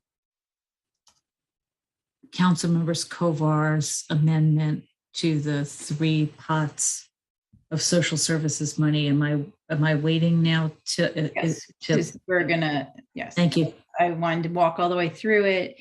Thank you to the deputy city manager, and see if the city manager or deputy city manager have any other comments or questions or changes. Nope, then I will ask. Thank you. I'll ask if someone would like to move the ordinance as we've just revised. Someone like to move it? Councilman Searcy, do I have a second? Councilmember Kovar. So the ordinance as revised this evening has been moved and seconded. Are there amendments to it? Councilmember Kovar, do you want to put your amendment forward? So I'll stop sharing just so we can see each other for purposes of discussion. Yeah, I don't think we need to. Okay. Yeah, thank you, Ms. Clark. Yeah, so I think people saw the language and it's listed in the summary section, technically Exhibit A. And from my perspective, since it's an allocation amount and not a separate action that we have to take, it makes sense to keep it in that Exhibit A, and as opposed to creating another section in the resolution. But either one is fine. That was how I saw that in any case. So the essence of it is there's $3 million that we've agreed would be allocated for the social services partnerships. And there are three components to that: the direct payments, the Navigators program or Community Connectors program, however we want to term it, and the NGO grants. And so I think there's a general agreement on that total amount, and the question is just how we're going to divide it up. So based on what the staff had presented to us a few weeks back, there were 4 potential routes on the direct payments, and I understand each of them requires some further analysis, and there may be others as well. But I do think that within the overall scope of the ARPA funds, that having a significant amount be able to go to direct payments to individuals is a really important part of this. And as many of the commenters mentioned, that is an important part of ARPA. It's not the only component of ARPA, but it's an important part of ARPA. So I would prefer to have the amount for direct payments designated 2.3 million, as mentioned. That was at the upper end of the 4 options that the staff had presented before. Now that leaves 700,000. That can be divided up between the other 2, Community Connectors and the NGO grants, and we can talk separately about how that would be divided. But at a minimum, I would like to propose that the amount for the direct payments be set at 2.3 million. Okay, that is an amendment put forward. Do I have a second for that amendment? Anyone going to second? I'll second it. All right, sorry, I'm Councilman Costick. Second the amendment, and now we have an amendment on the table and seconded. I see Councilman DeBala and then Smith. Comments, would you like to comment on the amendment that's on the table? Councilman DeBala, you're on mute. I think it makes a great deal of sense to spell out the specifics of the 3 components and what we intend. I think I remember a conversation we had last week that we wanted a separate work session on this specifically because we don't have all the background information from staff yet, and perhaps staff doesn't have all the information to help us make the split between the 3 categories. So I was going to propose that we simply drop the dollar amounts, and I have the specifics if you want to hear them. In terms, sorry, if we could just speak to this amendment, and then if you want to propose, we have to vote on the amendment that's on the table. Okay, I misunderstood. So yes, I think it's premature to say whether it's 1.8 or 2.3 or something in the middle. I think it's premature. And I would prefer to say a significant amount rather than a specific dollar amount at this time, pending all the other amendments we've made and all the conversation we've had about taking a more careful look at how this how the 3 pieces would integrate together. Thank you. Councilmember Smith? I would like to go on record and say I support Councilmember Kovar's amendment of $2.3 million immediate cash assistance.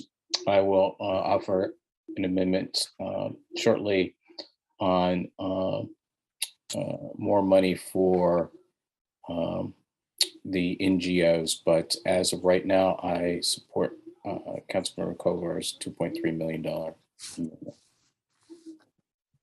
Okay, any other comments or questions? All right, then I will ask the clerk to take the vote on the amendment. Councilmember Kovar. Aye. Councilmember DeBala. No. Councilmember Costick. Yes. Councilmember Siemens. Councilmember Smith. Yes. Councilmember Searcy.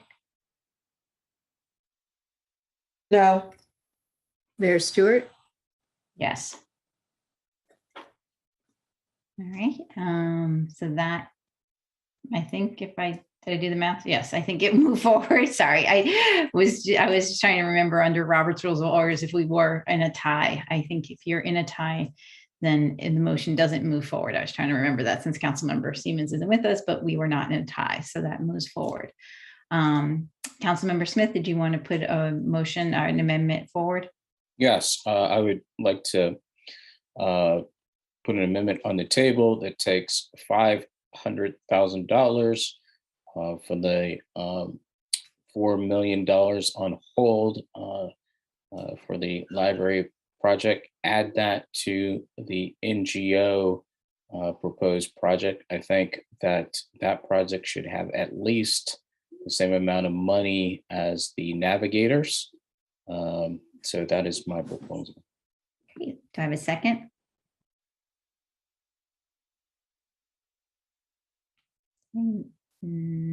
Not seeing any second, then the amendment does not move forward.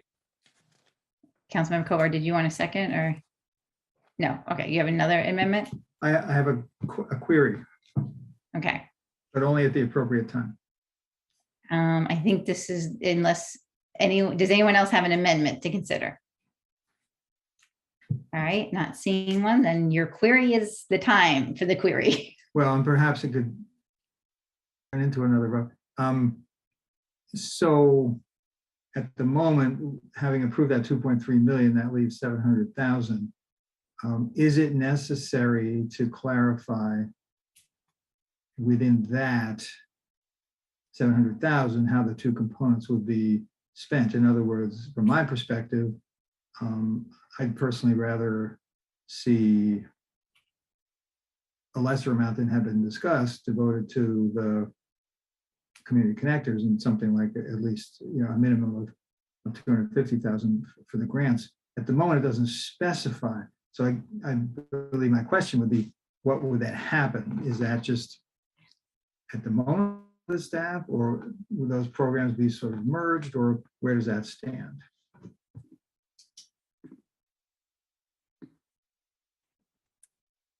Is that a question for staff or for your colleagues? I think it's a question for staff. If we voted to approve the 2.3, if nothing else changed, how would you, the staff, interpret what we've got now for implementing the remaining two prongs, is the word we're using, for social services partnership program? If that question makes sense. So taking the 700K and dividing it between the other two initiatives that council wants to see, we would have, we would go back and look at, particularly for the navigators. We know that I think it was 3 or 4 individuals. I can't remember the staffing to that, but I think it was up to 4 individuals. It would have been 600K. And so if we had to scale that back, to meet that, we will look at maybe half of that. And so let's say that's around 350. So the easiest thing could be for us to say that we will do 350 for both, for grants, and 350 for the navigators. Well, I'd be fine not specifying it now and having the staff come back and making a proposal to us. I just wanted to make sure I understood how that would be viewed. So I'm comfortable leaving it without specifying the remaining two for now. Thank you. Councilwoman Searcy. One thing that, one of the reasons why I voted against how we were at least proposing to allocate is the question around the length of time that we're expecting these projects to go forward. So if we're only talking about $350,000 grant program to NGOs or nonprofit organizations within the community, tops a year. And this is supposed to be 5-year money, right? or something that we can at least stretch out. 2 years to spend. We have like 4 years to kind of create something. So one of the questions that I have is, and I guess this is a question for colleagues as well. Are we talking about a 1-year program for some aspects of these dollars? Not the direct cash assistance, but the navigators and the and the nonprofits that we're offering funding to.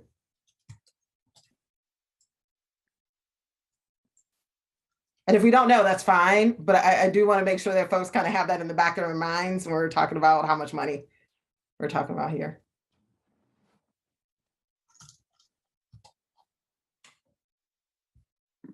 I'm sorry, Councilman, did people want to respond to Councilman Searcy, or Councilman Costick, is your hand in response to Councilman Searcy, or? Well, I think it's a great question. I guess I wanted to follow up and just find out from staff whether the amount that was proposed was assuming a multi-year or whether that was a shorter term amount.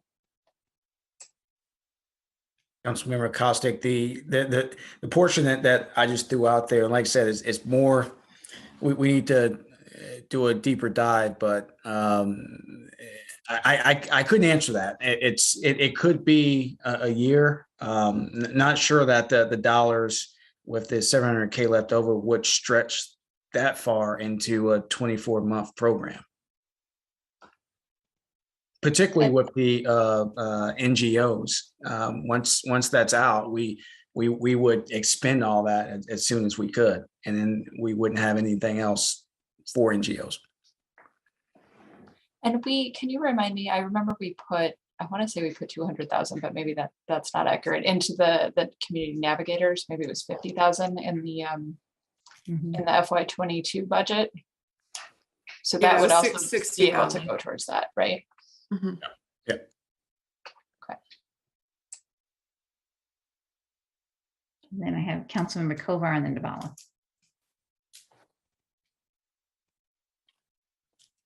I'll just say, I appreciate Councilmember Searcy's question, important question.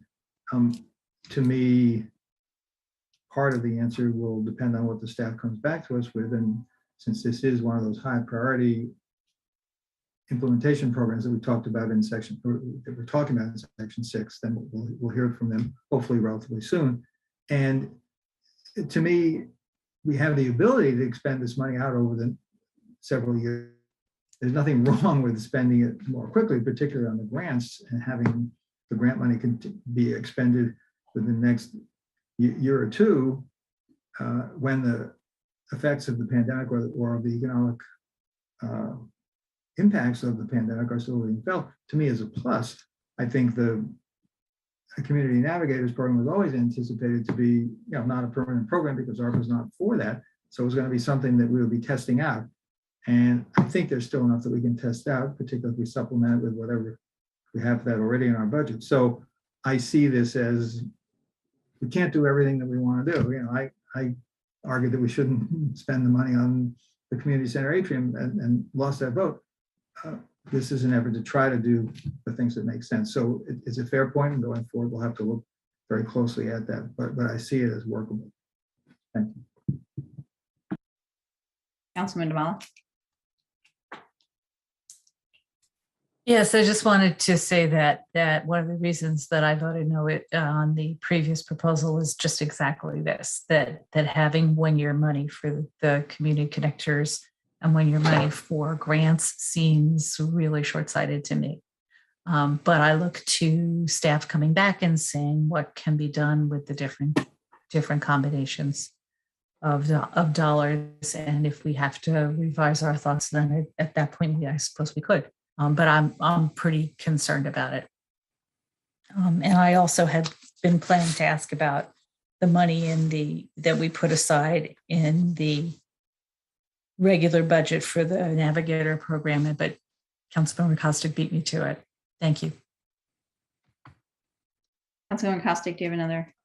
Yeah, it sounds to me if it is it would be my preference, and if it is the preference of others, that we kind of leave this open-ended in terms of the allocations. I would just ask that in the chart in table 2 that it be that what we vote on be kind of clumped together there with the 700,000. Yeah, I'll just say I agree with Councilman Costick, and I also think there are we have a number of other avenues in which to fund some of our nonprofit partners, whether that's through some of the other programs we're funding under ARPA or our regular community grants program or our partnership program. So I think that should be taken into consideration as well when looking at who gets funded under this. All right.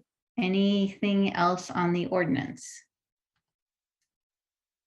All right, not seeing anything. Will the clerk call the vote? Great. Councilmember Kovar, Aye. Councilmember DeBala, On the entire ARPA ordinance, as amended, right? Yes. Yeah, as amended. with all the amendments. Yes. Yes. Councilmember Costick, Yes. Councilmember Smith,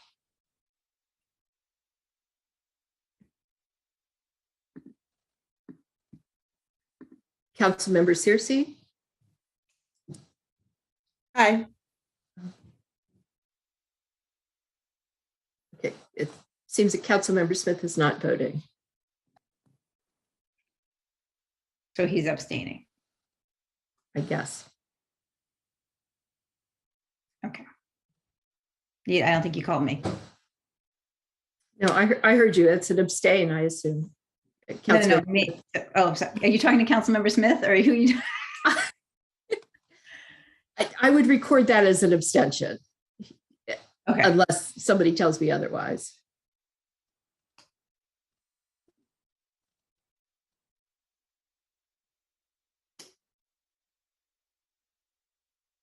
Councilmember Smith, are you abstaining from this vote? I went to the restroom, so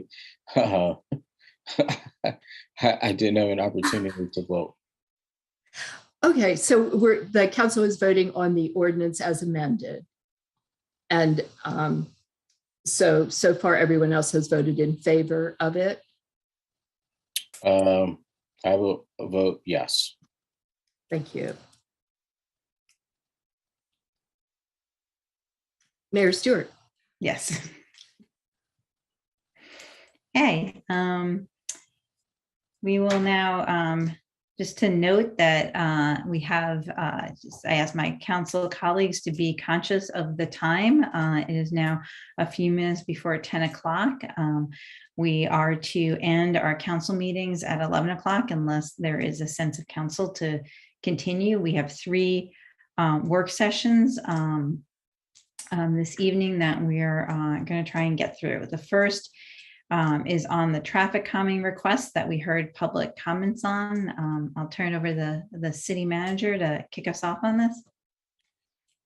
Thank you, Madam Mayor. This evening, we have Director Braithwaite, who will walk us through and to discuss the options that we have for Plinside Drive, Prince George's Avenue, and 4th Avenue, and go over the request that she has received. Director Braithwaite.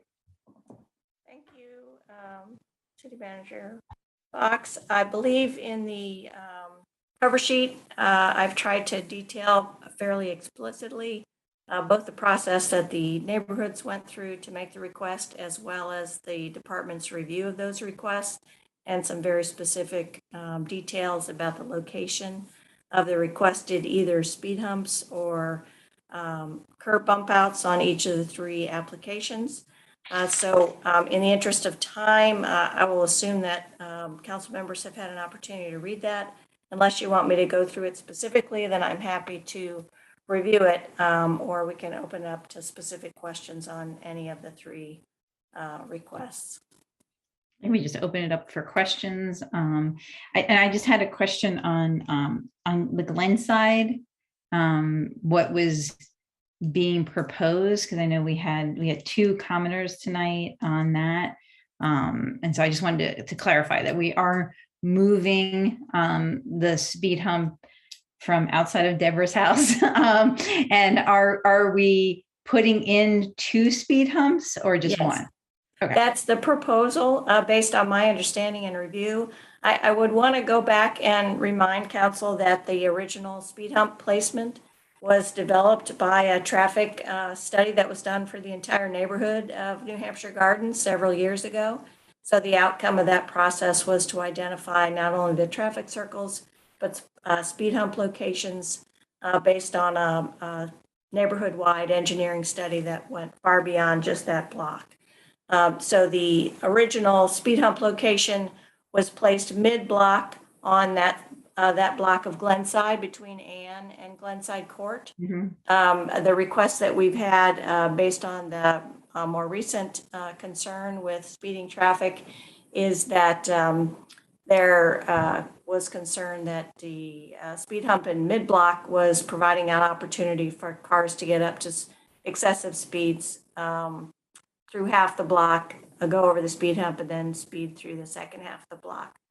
So there is sufficient space on that block based on the regulations that identify the distance of speed humps from intersections or stop signs, as well as the distance between speed humps to put 2 speed humps on that block. And so that's the proposal before you tonight, to remove the speed hump that is in front of 7900 and replace it with 2 speed bumps more equally spaced on that block. One closer to 7904, 7905, and the other closer to 7802, 7805 Glenside Drive. Great. Does anyone else have any other questions regarding the traffic calming requests? Okay. Not seeing any, then this will come back to us for a vote next week. Thank you, Director Braithwaite. The next item we have is the redistricting plan and the draft ordinance. We put this here as a work session as just a time if there were any additional questions people had on the city website on the agenda page. Large map Y is the map that the council selected, the majority of the council selected last week, and will be in the ordinance next week that we will vote on. So it's the large map Y on that, and I will turn it over to the city manager and see if there's any further questions or comments on this before we go to a vote next week. Thank you, Madam Mayor. The only thing I just call attention to that what was updated, the updated analysis for both map Y and Z, and there was a conversation that last week that council wanted Madam Clerk to get in touch with the city attorney and get him to opine on several questions. She'll be able to share with that if necessary, and council would like that tonight. And then the other question around Washington Adventist University student population, Madam Clerk has researched that, and she can provide more information if council requests. Madam Clerk, I'll turn it over to you. Yes, thank you. As I said, as Mayor Stewart said, that large map Y was the option that council had ended up with last week. And if I could just share my screen quickly, I will do this, I hope. All right. This one. Can you see that? So this is the map that shows the splits, the neighborhood splits in option Y. And it shows an unknown population for the area, the residents around on the campus of Washington Adventist Hospital. Staff has taken a close look at this, and we've posted a recommendation on the website. And our recommendation is to go with the low number, to adding 90 students to the blocks with the residence halls on campus. What we've learned, what we have learned from the university is that there are 130 students living on campus now. So council would have the option to look at larger numbers based on 2010 or what might happen in the future, but we really have no way of knowing what's going to happen in the future. But we do know that there are 130 students living on campus now. So staff's recommendation is to add 90 to that number 40 that you had looked at previously, and go with a total 130 for for the campus. Now, once you do that, I just wanted to point out that in an email from our consultant, she noted, and I have posted this as well, she noted that the deviation based on the looking at the mid-range estimates and the low-range estimates and the high-range estimates, the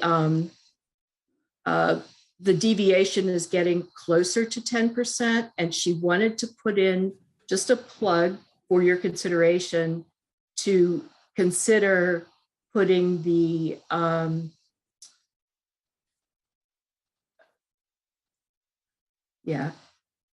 sorry. Okay. Well, I'm not getting my screen share properly up, but what she had suggested was reconsidering the moving the Jefferson, Carroll, Lincoln neighborhood, reconsider moving that into Ward 4 and consider moving it back into Ward 5. She just wanted to put that out there for your consideration, and it's something you could think about for next week if you wish to, or you could just make a determination right now that you would keep that split as you have it now in Ward 4. So with that, are there any questions? And I guess, well, let me add one more thing. It would be helpful in terms of drafting the ordinance if you could make a decision now or in the next couple of days as to what number, if you're willing to go with the estimate of 90 additional residents living on the campus. If you're willing to go with that number, then we can do all the numbers based on that estimate. Are there any questions? Councilmember Smith. Let me first say that I would support adding 90 additional students from Washington Vintage University to the total, which would give us 130. Can you tell us how many residents we're talking about with the Carroll, Jefferson, and I guess Lincoln? How many people we're talking about? The estimate is around 68 people was the estimate that the consultant provided. Okay, and then with the deviation, when you say it's close to 10%, is it, can you remind us, is it 9 point something in change? Yeah, it's, let me, give me just a minute. Let me pull this up. Do you think I can do this one?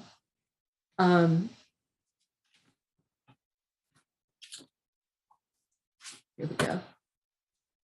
So can you see that screen? No, here we go. Got it. Now you should be able to see it. So with the adding the 90 residents, the mid-range estimate has the deviations at high 8% or low 9%. Adding the high end range deviation is higher still, 9.6% or 9%. So she just wanted to point out that that's getting quite high. Whereas if you did reconsider moving the reconsider moving the Jefferson, Lincoln, Carroll block, the deviation would be quite a bit lower. Let's see, so it's down more like 6%. Yeah, down around 6%, 6.5%. So she just wanted to point that out for your consideration. Thank you. I'm fine with the higher deviation. Thank you. Councilman Kostick. Thanks. Can you just remind me again what the mid-range versus the high-range deviation is about? That's based on the estimate of the split blocks, is that right? Correct, yes. Okay. And it's a little higher than she had initially thought because she forgot to include the additional houses across on the other side of Jefferson Avenue, those 5 additional homes. So it changed the numbers just a little bit. Okay. I mean, I will say that I think the people who live in that section, which is currently Ward 3, along Jefferson, Lincoln, and Carroll, do feel a closer affinity for, just spending more time with and seeing more of kind of Ward 4 than Ward 5, just because more of Ward 5 is on the other side of Sligo Creek, and it's just a little bit farther away and sort of north to a large extent of that part of the city. So I think when I had a community meeting with folks, they definitely kind of felt like their orientation was more sort of to go along Lincoln and to Maple and kind of turn left rather than going right more often.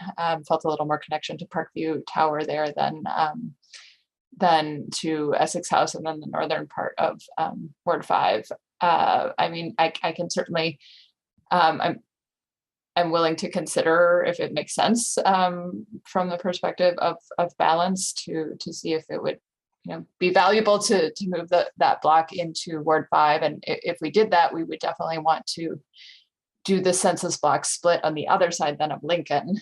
That's a similar number of houses. I think it's 5 instead of 6 or 6 instead of 5.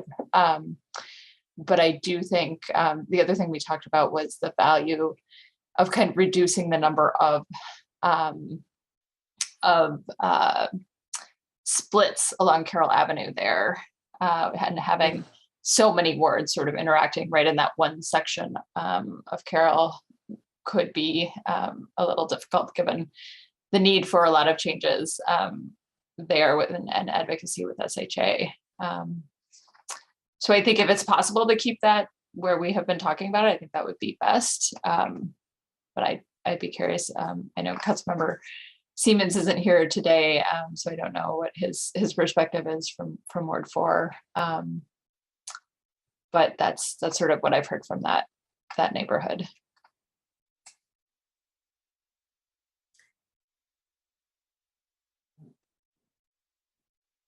So given that, what I'm hearing is that council is supportive of adding the 90 students into the population for Ward 5, and we'll have the consultant provide the best numbers she can based on that for the ordinance that we'll develop. Mm-hmm. Is that, Yeah. I believe seems to be the consensus here. I guess so. Are you okay with that, Councilman Costick, or do you need another, do you think? We could also bump the vote for another week if you need another week to consult with, and the fact that Councilmember Siemens isn't with us this evening. I mean, we're going to live with this for 10 years. I don't want to, I think so. What we've been, sorry, I was just looking at the map again, so I tuned out for a moment. What we're considering is moving forward more or less with the 90 and what the map we had proposed. Is that right? Right. Yes. The map as it is now, right? Yeah. Yes. Yeah, I'm comfortable with that. All right. And can I just ask the city clerk to please reach out to Councilmember Siemens specifically just to make sure he's okay with it, and then we'll continue with the vote next week. Okay, will do. Thank you. Great. And then our last item is the reimagining public safety, the review of an action plan. And I don't know if the city manager wanted to say anything before we turned it over to Councilman Searcy.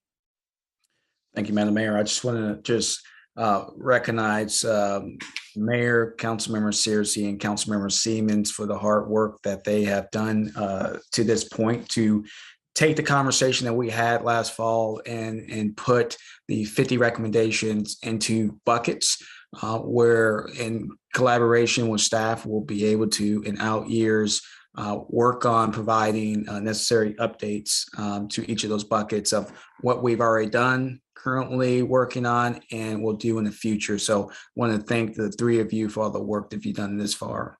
And I'll turn it back over to you, Madam Mayor. Great, thank you so much. And I'm going to turn it over to Councilman Searcy. Great. So my first task is to make sure we have this conversation in 45 minutes. So I am going to do my part.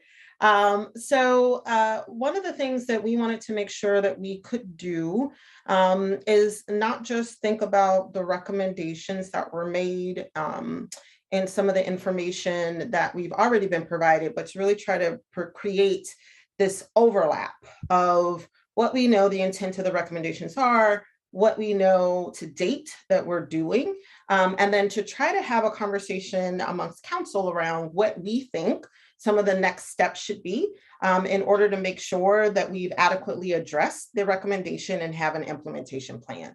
So I am going to try to share my screen. And we're going to see if this is going to let me share. Excellent. All right.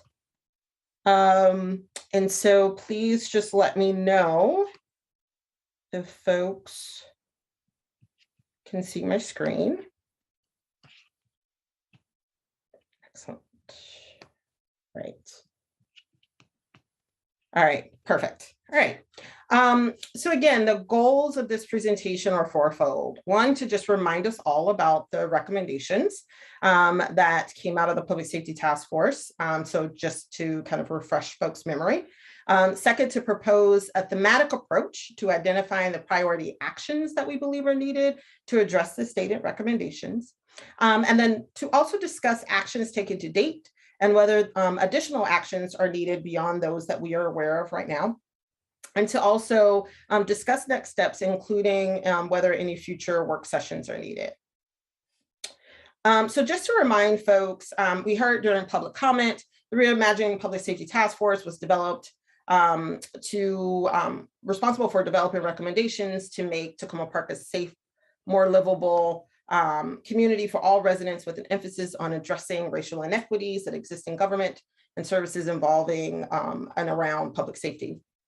So there was a report that consisted of 50 recommendations. The council received the report in July, on July 13th of 2021, and the staff presented on actions they were taking to address those recommendations on November the 3rd. And it's important to keep in mind because we're going to refer quite a bit to that November 3rd presentation, but we'll also refer to other materials that the subcommittee was able to identify, including conversations that we just had around ARPA funding that also shed some light on how we're working to address the recommendations that were included in the report.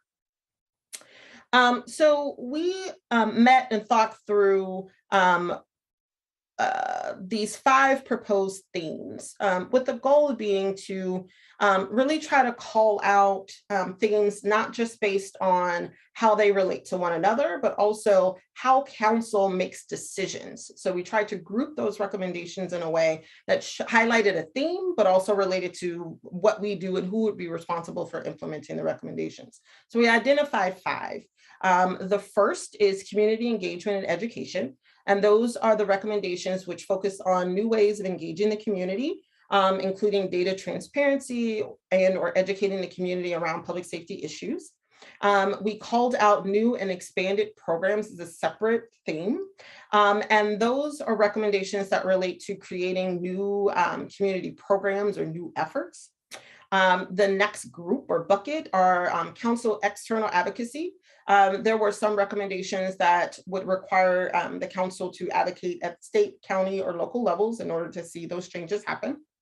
The next grouping is a big one, and it relates to policing policy. So, and they typically related to modifying or creating new policing policies. And there were sub-themes that we tried to identify amongst those recommendations, again, as a way for us to talk about the issues, but also as a way for us to really think through our role and what we would need to do in order to address some of the concerns that were raised by the task force. So some of the sub-themes that we called out included mental health, interjurisdictional issues, those issues that require us to work across the city borders, technology around how our police department is using technology, issues or matters regarding traffic stops, searches and fines, and other policies such as canines and asset forfeiture. And then the last bucket we called city organizational structure and training. And those recommendations related to items that we felt would require additional staffing or training or budget modifications or organizational structural changes. So some of those sub-themes included budget, things that require money, or asking us to reallocate or rethink through how we manage our budget. Organizational structure, as well as staffing, so new positions, trainings, and other staff resources. So again, we're talking about 5 sub-themes, and what we tried to do is group all of the recommendations and the actions that we are aware of to date, as well as identify next steps based on those buckets, right? So let's take the first theme. So there were a number of recommendations that related to community engagement and education. And it was kind of interesting to see all of these together. So one related to establishing a permanent civilian staffed volunteer Tacoma Park Public Safety Task Force, or continuing the task force. The other is approving the structure and content of the city and police department websites. Strengthening our existing methods of communication and explore new ways to reach residents with limited internet access and other information access difficulties, such as language or people who may suffer from hearing impairment. Publicize via the city website and social media any changes on funding for police and Tacoma Park's annual budget at least 30 days before the budget is voted on. And we kind of group this here because, again, there's a relation between information on the website and how residents get information and engage with that information. Ensure that the city publishes on their website all code violations in apartments in the Tacoma Park over the last calendar year. So again, that relates to data transparency and recognition that the extensive public safety and police data provided by the task force was a service of their work, but to promote that ongoing transparency around the data that's being made available. And then item 14, the city should promote community engagement and outreach to increase awareness and use in the new number or a non-911 number, just so people can know to use that non-emergency number. And then also the last one is provide clear communication on policing priorities. All right, so I'm gonna help you all kind of work through this slide because I know there's a lot here. In the first column are the recommendations that I've just kind of spoken through. And in the middle, what we've tried to do is identify what the current status is or what potential actions may be. We also tried to identify what status we think this recommendation is in terms of implementation. Is it something that is in progress? Is it something that is a little on pause because it requires council conversation? Or is it a matter that is a topic that is complete? And then in the last column, we have information on next steps. You know, do we need a council work session? Is this something that could be addressed through quarterly updates? Do we need a staff presentation? Things like that. So I'm going to try to quickly run through. So I just talked through all of the recommendations, but I kind of want to walk through some examples of the proposed actions. So for example, establish a permanent civilian staffed volunteer Tacoma Park Public Safety Task Force. For those of us that participated in the subcommittee on the council work group subcommittee, we had talked at length about not just the boards and committees, but we also put on hold some related groups as we wanted to try to have conversations around whether or not we were going to move forward with a public safety task force or renew that task force. So for example, the noise control board. So what we're proposing as a next step is to have a council work session to really talk about whether or not we want to move forward with the bringing back the public safety task force and incorporating things like the noise control board as some of those functions.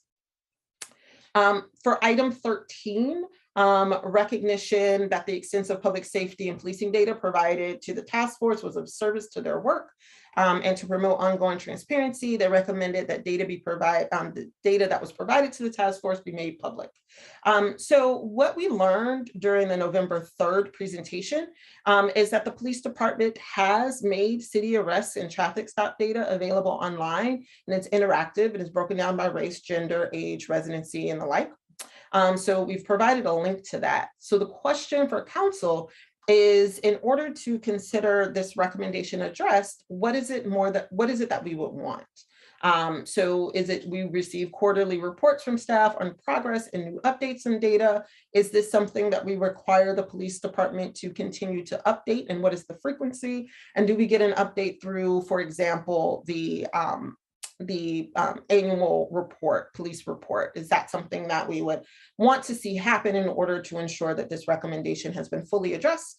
And that way we would be able to make this from being in progress to being completed. The other items related to improving the structure of the website, communication, and we received a presentation on November 3rd that the city is undertaking a rebranding strategy to address functionality issues with our website.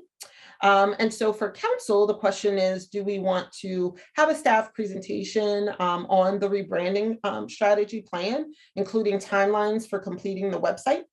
Proposed approaches to communicate with people with information access issues, and what is the approach that we're taking for that. And so that is the point that's important to keep in mind, where there was a recommendation. We have work that's happening, and we've gotten a little bit of information about that, but there's that next leap that that next step that's needed in order for us to fully say, yes, we've addressed this particular recommendation. And then similarly for recommendation 11, publicize the city website and changes regarding funding. So we had talked about during the ARPA presentations and ARPA budget, the idea of making sure that we're able to have an interactive tool on our website. And so we received presentations that we're coming up with this data, budget data explorer tool. And so how would that project relate to actually implementing this particular recommendation? So making sure that as part of the 2023 budget season, we have a staff presentation on when that tool will roll out, when it rolls out, and how it relates to, for example, the policing budget, and making sure that people are aware of how those dollars are allocated. And then the next one regarding the website, publishing on the website all of the code violations. So keep in mind, this information is county information, and staff did not recommend modifying the city website. And that was from that November 3rd presentation. So the question for council, so we've making sure that we receive a presentation from staff on the feasibility of adding the county data to the city website. And if that's not feasible, then council can advocate with the county to make sure that there's changes to their website that would enable us to provide a link. So if residents want to know about how their building fares in terms of code violations, they can access it through our website as well. All right, so the next one, the city should promote community engagement and outreach to increase awareness.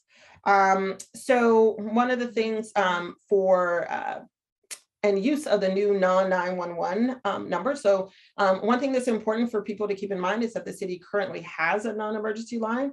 So the big thing is going to be about educating residents about that. And also, as was mentioned through our D20 delegation and the county, is there's this movement towards implementation and funding of a 988 and other mental health crisis hotlines. So how do we make sure, and this will be a big thing that we'll need to start working on implementation around, how do we make sure that we educate the community around when to call 911, when to call the city's non-emergency number versus when to call numbers such as these mental health crisis hotline numbers like 988. And so that's something that we marked it as in progress, but that's something that we would have to work with staff on implementing. And then the next item is provide clear communication of policing priorities. And so we've marked that in progress. And what we recommend doing is updating our 2017 council resolution. In that resolution, we clearly communicated what the goals and priorities that the council has for its policing. And so what we will need to do as a council is agree to, on a regular basis, review that resolution and update it as needed, because it really does set the stage for how we expect for our police department to be ran. So what we're proposing as a next step is to form a council subcommittee to update that resolution. So I will breathe and see if there are any questions just quickly around the community engagement and education items. Councilman Searcy, the city manager has his hand up. Perfect. Yes.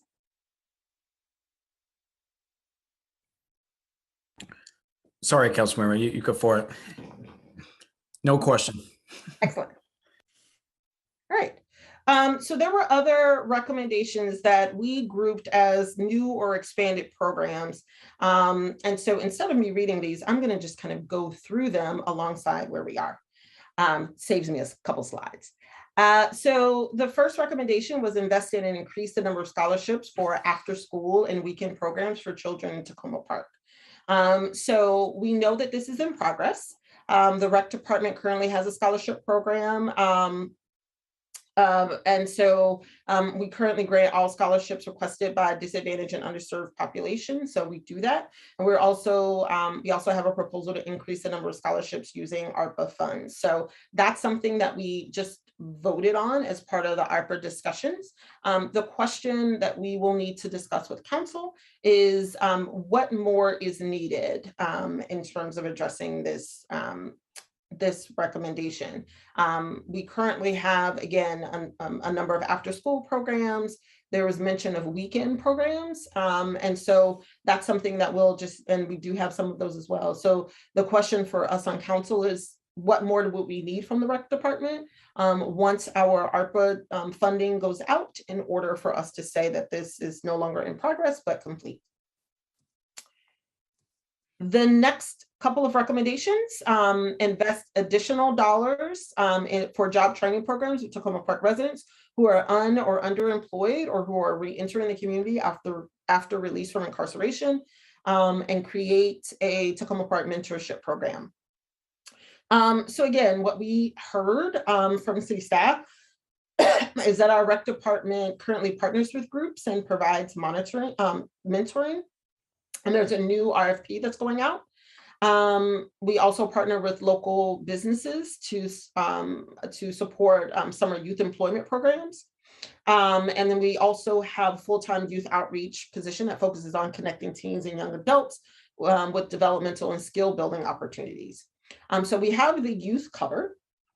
And what we just voted on as part of the ARPA dollars is a workforce development.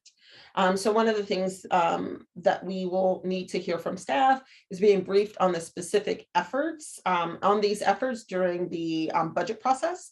And one of the things that we may want to talk about or get an update from staff about is, for our workforce development program, how are we addressing the gap of perhaps individuals in our community that were formerly incarcerated? So is that something that we can, a priority target group that we can make sure is able to access and aware of our workforce development efforts? All right. So there's a couple of other programs that fell into this bucket that fall into the need to discuss category. So recommendation 44, establish funding for Know Your Rights street law training for all students enrolled in any school in Takoma Park.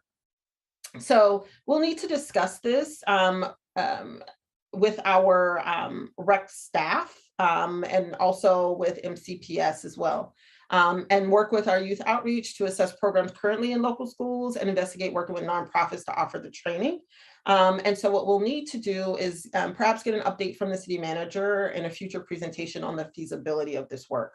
It might be possible for us to do things on a smaller scale, where we offer the training as part of our rec department. We work with a consultant, or we work with someone who can administer the program, and we do it through our rec department. But the task force was really looking for a training that would go beyond just the city of Takoma Park, rec department and those kids that that choose to, or parents enroll them in those programs, but to make it more around the school-based training, or school-based programming. So it will require more effort, either on the council's part, working with the county and MCPS, or with our rec department staff and our local principals, with trying to work through what a project like that would look like.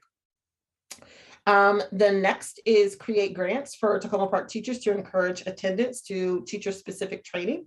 Again, that's another item that we'll need to discuss, and it relates to meeting with local school leaders to assess the need for this effort and whether the county has similar programs in place. And we've been made aware that there is more that's happening at the county level. So that's also another item that we would need to follow up with MCPS in order to provide additional feedback on how that recommendation, or if that recommendation is can be implemented in a feasible way. And the next is offer courses that allow Takoma Park residents and staff to learn about the breadth of identities in Takoma Park, enhance cultural competency and anti-racism practices, explore the cultural diversity of Takoma Park through fostering conversations and team building scenarios, and provide communities with divergent backgrounds a vehicle to explore their commonalities and shared humanity. So what we had done in the past was we had offered What's My Bias training and GARE training to staff. And so one of the things that we could do is also offer, add to our community grant program and release an RFP for a group to provide that programming in the community. So expanding our What's My Bias training, or some of the GARE training, and offer some of those trainings throughout the community.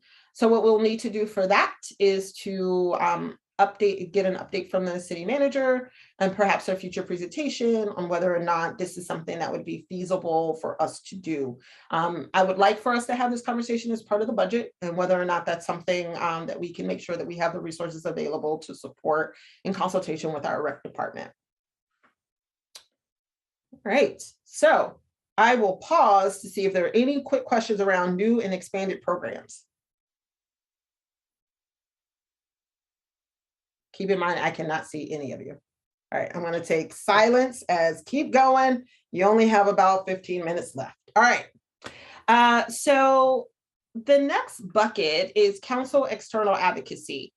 So there were, again, additional recommendations that related to MCPS. So, and I'm going to move to this one.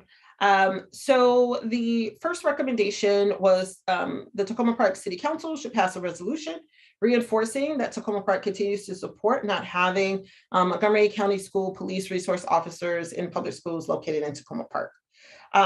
So what we propose is to create so currently we don't have SROs in schools within the city of Takoma Park.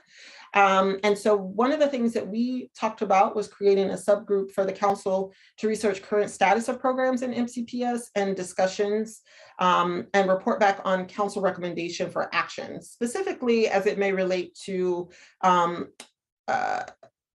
other aspects of how we engage with the county is what I should say. So there was some changes that happened at the county level regarding SROs, but we want to make sure that we're able to continue to ensure that although there's changes that's happening at the county level regarding SROs, that our schools are being adequately covered, and that we're advocating with the county to make sure that any future changes in county policies don't negatively impact our schools in terms of police presence. And I know that our chief works regularly with our principals, so just making sure that we're able to do that. I know that one other thing that a number of the members of the committee task force were concerned about is also Montgomery Blair High School. So again, recognizing that changes are happening in the county, but also just making sure that we have processes in place within the city to make sure that we're able to advocate with the county to maintain our ability to eliminate any kind of police presence in our schools. So the next item, and I apologize, I'm reading real fast. Number 45 is advocate to Montgomery County that school administrators and teachers receive training increased training regarding an unequal distribution of discipline and lack of praise regarding students of color. And again, this kind of relates to the prior item. It's really more about how are we engaging with MCPS around how students of color are being treated within our schools and how teachers are being trained and how that works. So again, we're recommending again that a council work session and that we have that subgroup that kind of thinks through whether or not we need to develop a resolution. Is there a letter or something to that effect that we may want to engage with MCPS to ensure that some of these issues that were brought up in the task force report are able to be addressed. And the item 47 is about requesting disaggregated data and use that to determine if community engagement suggestions are working or need to be adjusted. So again, this is all about how we're engaging with MCPS, and the next step is for the council to have a work session to kind of dive a little deeper in terms of what we may need to do and how we may need to advocate on behalf of the schools in the city of Tacoma Park. All right, so I'm gonna go to, all right, I still got 20 minutes. All right, I'm gonna go through the policing policies as well. So. Council members. Sure. Just briefly on the last point. Yep. So one of the things that we attempted a few years ago and it didn't end up working for reasons outside of our control was to have a paid representative, in effect, a lobbyist, if you will, for work at the county level. We have that at the Annapolis level, and I think we all think it's very successful. And I wonder whether for these and other reasons unconnected to the task force's recommendation, whether we ought to consider reestablishing some sort of relationship with a firm or an individual who could help us with some of the county issues, because it can be hard to keep up with everything that's going on. So I just toss that out there. You don't have to respond to that now, but I think that could be part of this too. Yeah, I think that's a really good point, Councilmember Kovar. And I feel like we might have talked about this some time ago. And I definitely agree with you that there's a lot of things that are happening at the county level, and the fact that we don't have lobbyists or people who are devoted full time to helping us to understand what's happening at the county level, it could be an issue. So I definitely agree with you, and we can flag that as an additional proposal. I'll keep that in the on our list so that we're able to kind of, as we have these work sessions, that comment we can talk about that further as a council.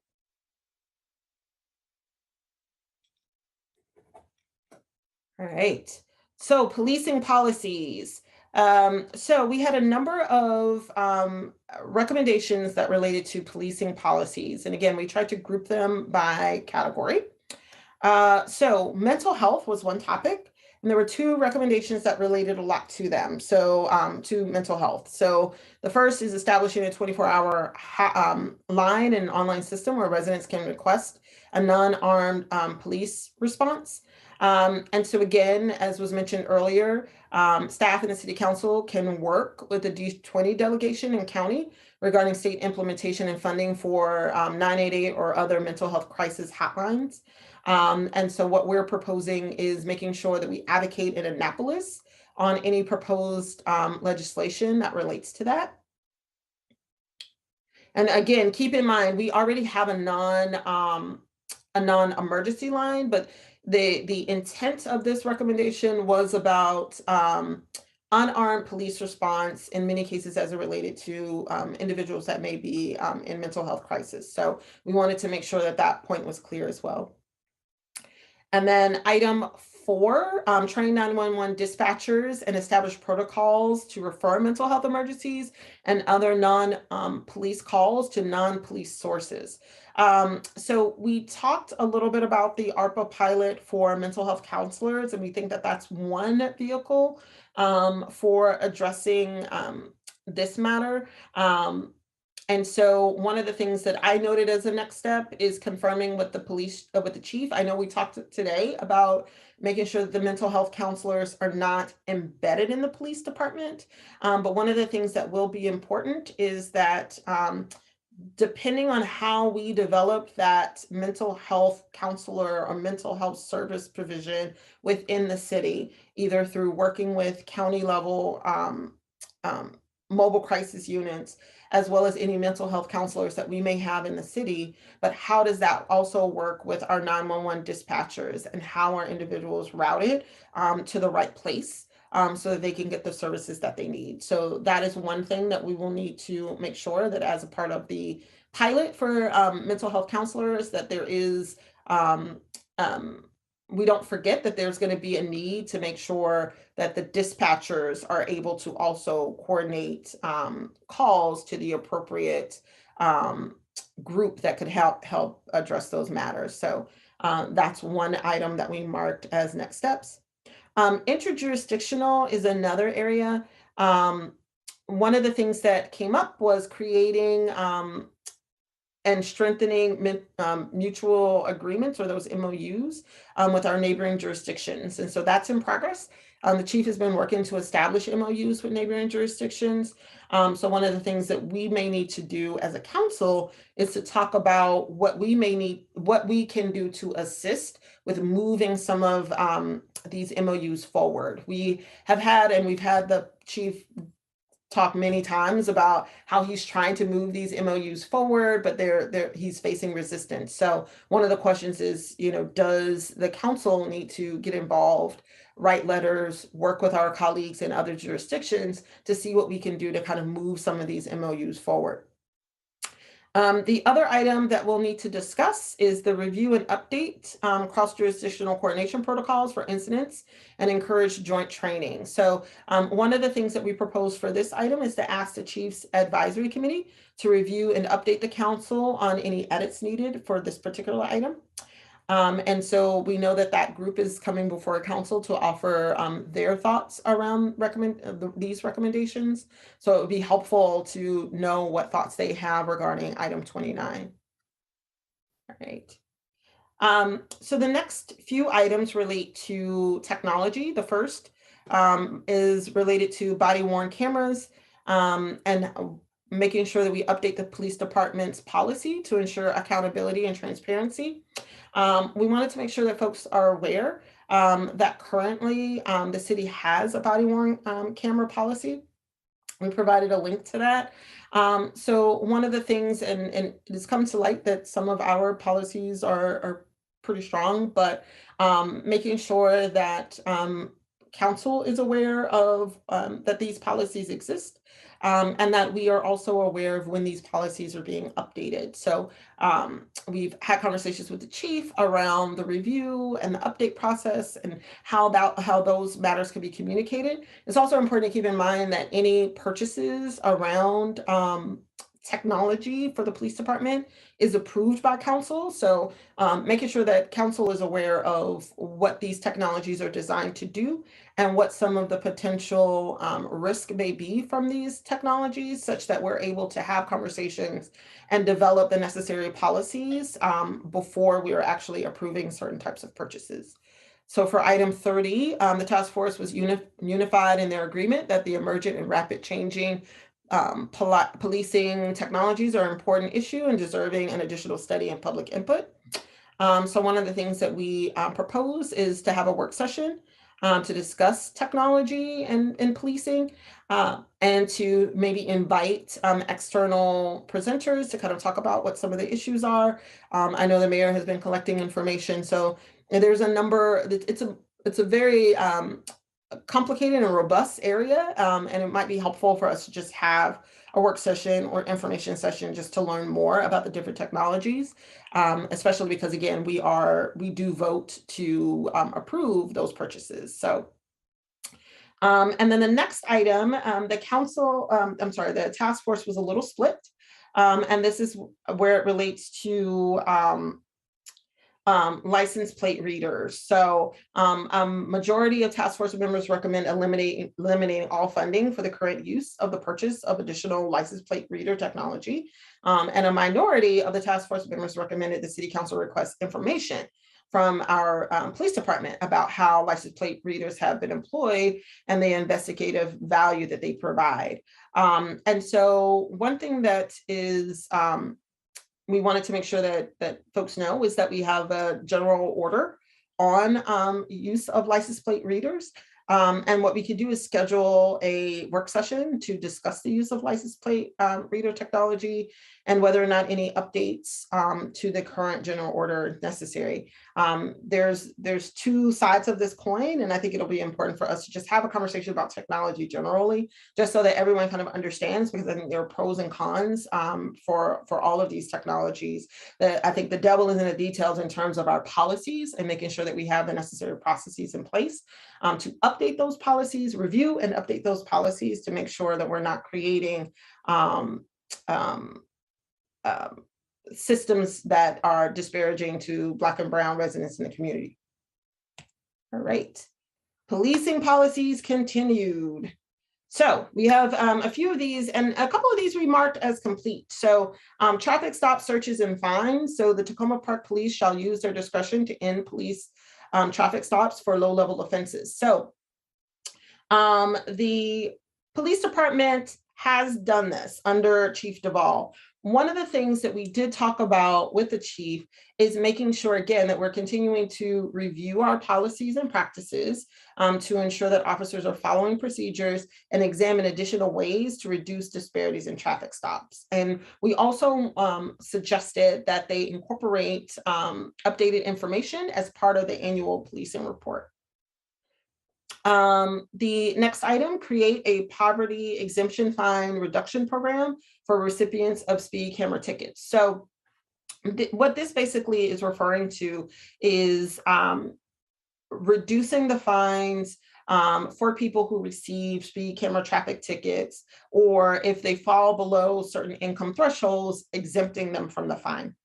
Now, this isn't a matter that's a lot more complicated because speed cameras, if you have a teenager that has borrowed your car like I have, speed camera tickets actually goes to the owners of the car, not necessarily the driver. So, you know, the point of trying to make sure that we create a process that not only makes sense in terms of logistically how the system works, but also will adhere to state policies is important. So one of the things that we talked about was the possibility of having a work session to discuss the feasibility of establishing a program.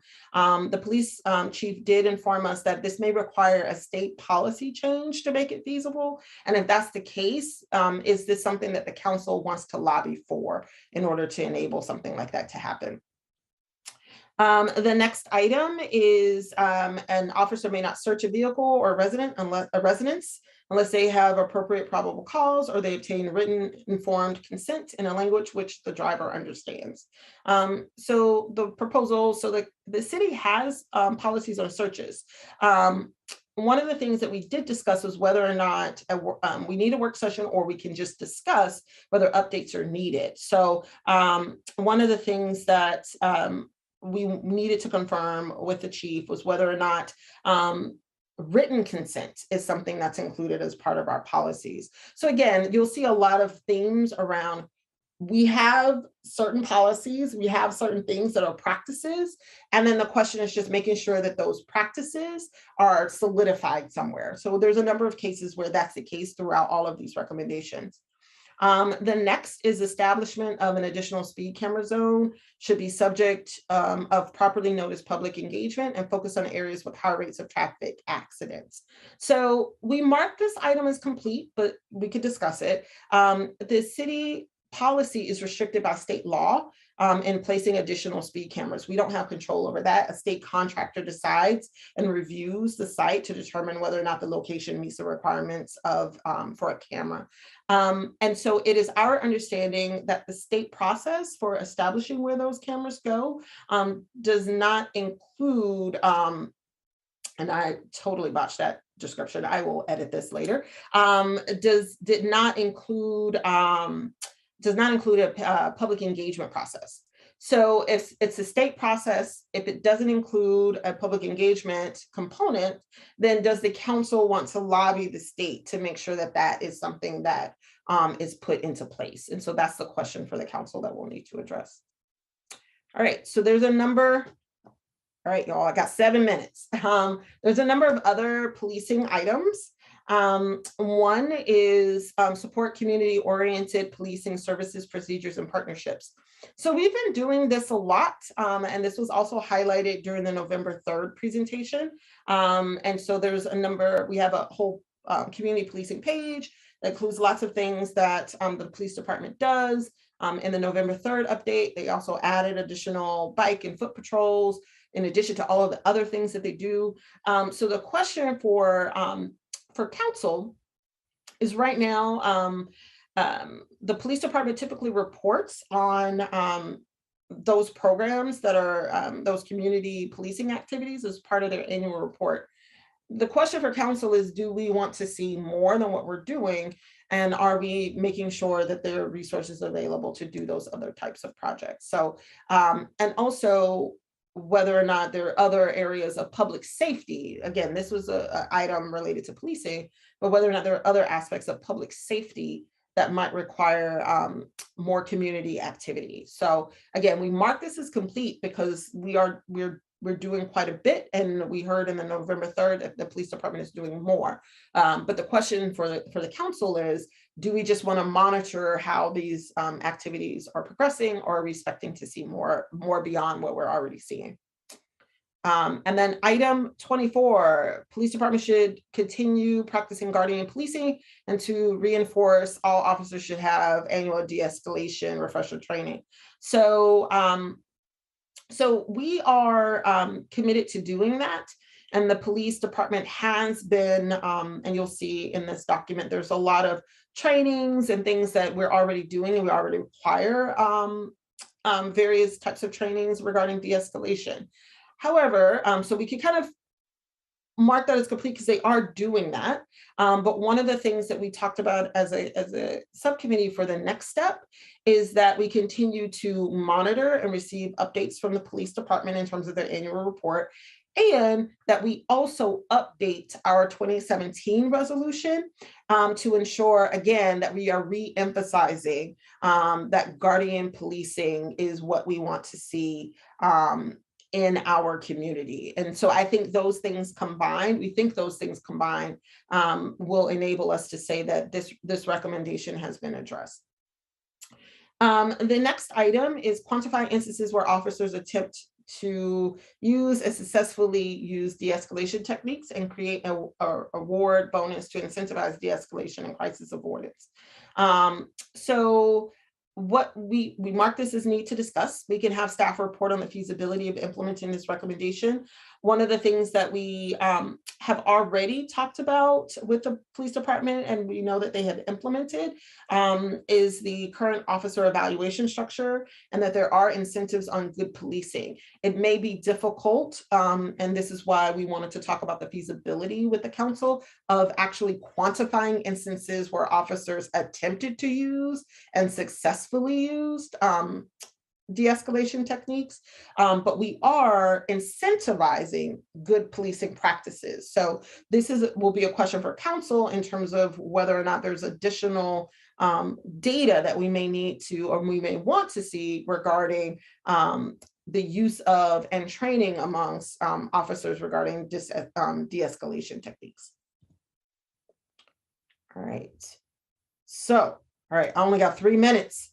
All right, so the next few items again are just about policies. So the 33 and 34 are about canines, right? And this was mentioned during our public comment period. So the city's last active canine has retired, but what we will need to do as a council is discuss the use of canines in the city, including whether we would need an MOU with a neighboring jurisdiction, particularly if we need to have a canine for like a missing child search or something to that effect.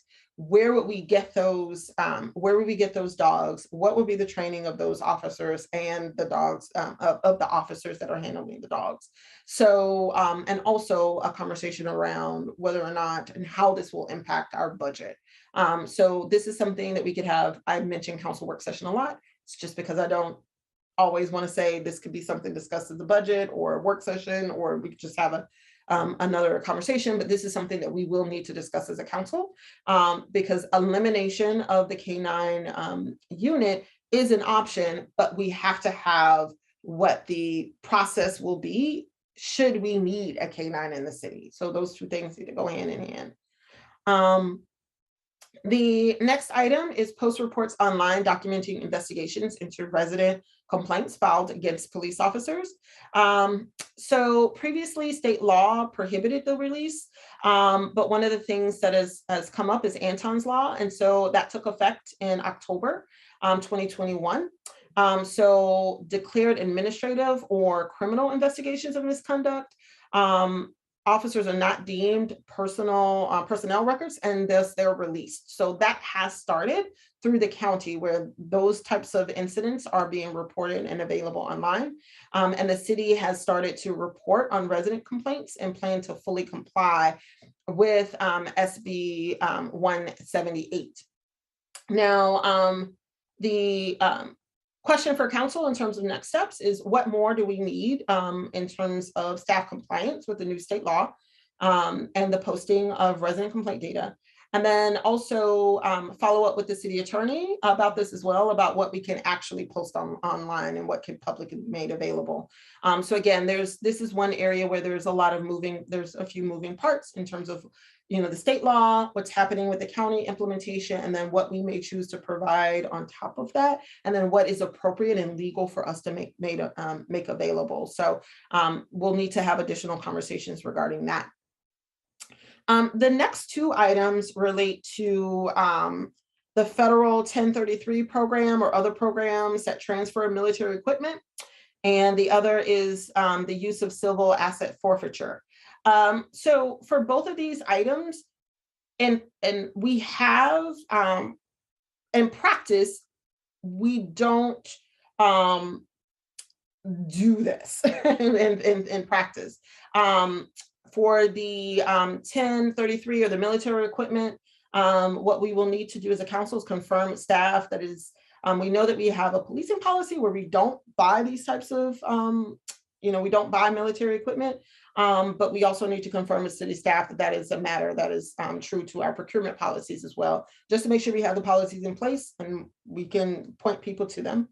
And then the use of civil asset forfeiture, we could have a work session if needed, and have staff confirm again that there are policies that are in place, and that those policies don't need to have or don't need to be updated. All right, so I promise you all, I'm 1 minute over. Mayor, could I just, I'm really close. This is the last section. Keep going, keep going. All right. I'm almost there, y'all. All right, so the next items relate to city organizational structure and training.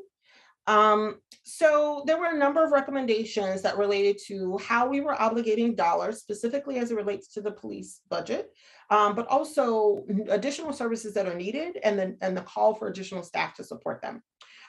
So two recommendations, 35 and 36. A minority of the task force recommends reevaluating plans for funding for the construction of a new dispatch area and additional spaces for the Tacoma Park Police. Recommendation 36, a minority of the task force recommends proceeding with the budgeted improvements given the subpar conditions of the current space. And so we just voted on this, but we wanted to just note that the city is currently reviewing the atrium fill-in project as part of the ARPA proposals, and that we would discuss those as part of ARPA.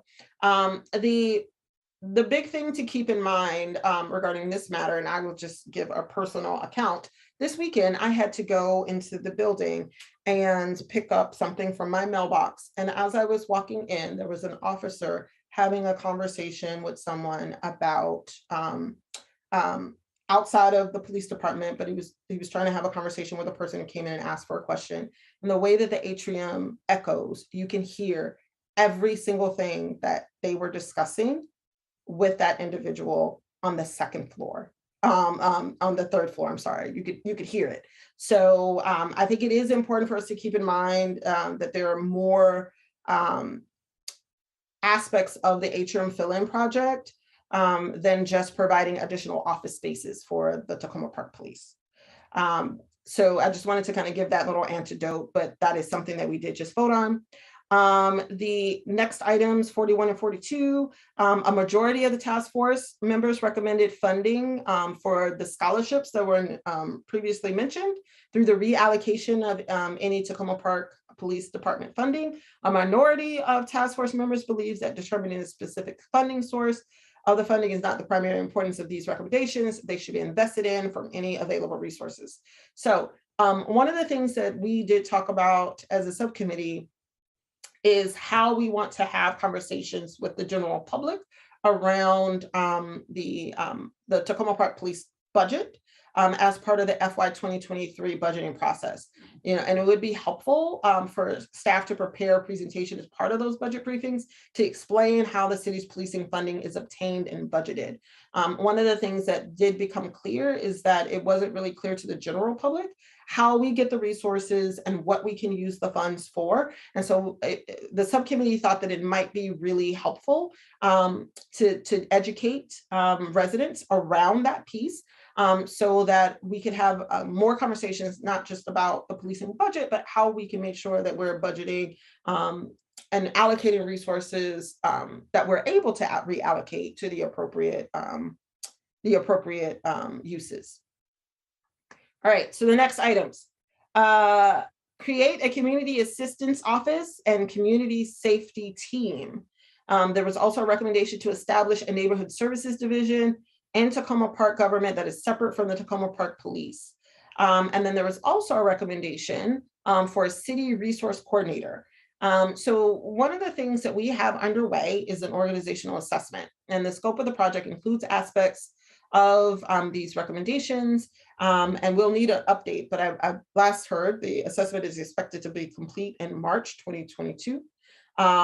So we'll need to discuss some of these recommendations as part of those work sessions, and keep in mind that there may be some overlapping functions of these three roles. So it could very well be the case that if we should decide, for example, to have a community assistance office and a community safety team, then it's possible that neighborhood services could work into that.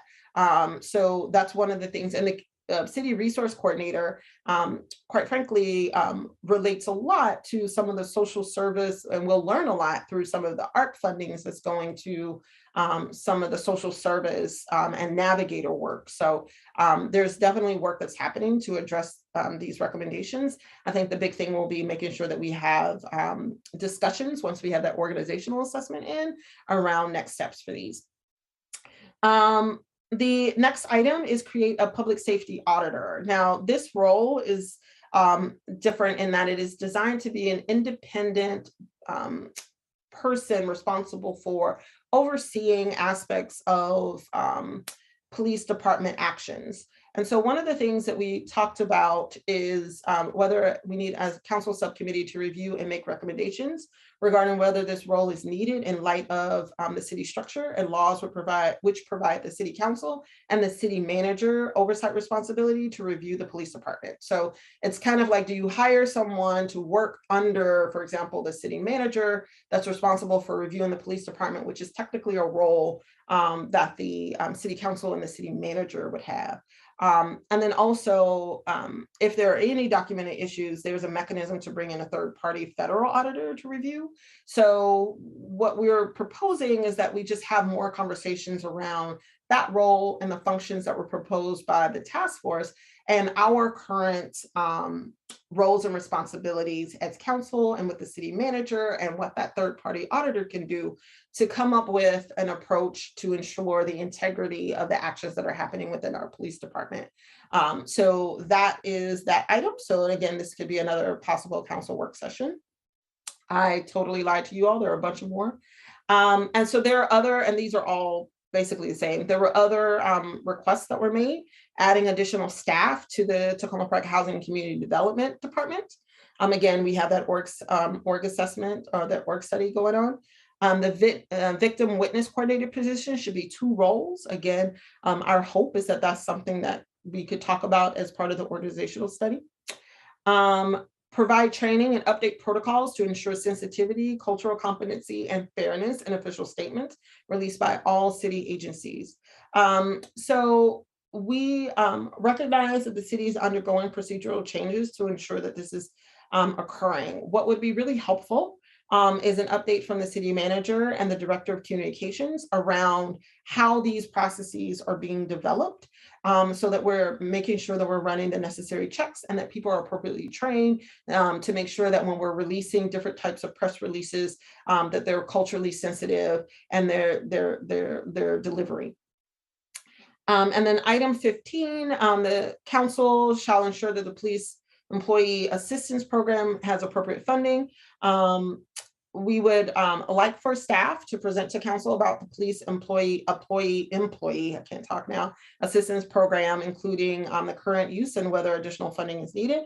And so we can have a work session with the chief, HR director, and finance director, and we can actually incorporate that as part of our budget discussions. All right, I promise y'all this is the last one. And so the next is the council shall pass a resolution stating that Tacoma Park supports the right of all of its employees to have access to confidential mental health, stress management, and or peer support services without fear of retaliation. And what we recommend is that the council can draft a resolution on this issue, so we can work on that. And get that moving. And then the next is explore the viability of rental housing subsidies and programs that ensure that officers can live in Tacoma Park. And this was something that was a part of our housing and economic strategic plan. And so it would be helpful for us to have work sessions from HCD regarding the current state of implementing that plan. All right, so I've covered a lot. And so what we would like to do from hear from you all is, I've gone through a lot. We'll share the updated slide deck so you all can go through. And so what we would like to do is develop a work session schedule where we can kind of group some of these items that would require discussion together in a way that makes sense based on our themes. And then identify and confirm priority activities associated with each theme that we want to monitor in an ongoing way. So we've already kind of noted those that are in progress, but are there some that we think may be in progress for a while that we want to make sure that we flag? And so with that, I will see if I can end and I will stop sharing. And that's all I have. And I know that it was a lot. So feel free to ask any questions that you have. Councilmember Dabala. Thank you for that. That was a lot. And I won't ask a lot of questions, but I would really like to see a work session schedule, particularly picking off the high points that have to get done sooner rather than later. And I like grouping it by themes, if that works with what are the top 4 or 5 things that we really need to get to soonest. I think that's a great next step, and I look forward to seeing it. Thank you so much for doing this. All of those of you that were on this committee, thank you, Mayor, for participating in this also. Sure. And Councilmember Dabala, based on that point, it might make sense for us to go ahead and pull those items that might relate to the budget first. Yeah, maybe that's a budget, and if there's any ARPA related coordination still. Okay, yep, we could do that. Councilmember Kosick. Yeah, basically ditto. I just want to say thank you for all your work on this. This is huge in terms of helping us move forward, and just really appreciate it. And what you've outlined makes sense to me. My question was also just sort of about how we move forward from here and prioritize and make sure we get those work sessions and things scheduled. So I think sounds good, and looking forward to next steps and happy to help out where I can. Awesome, thank you.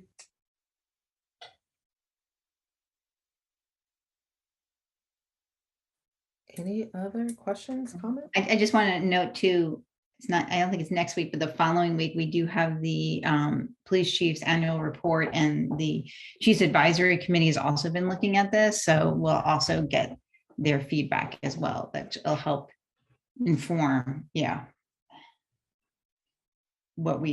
how we approach, like what we take on next of all these things.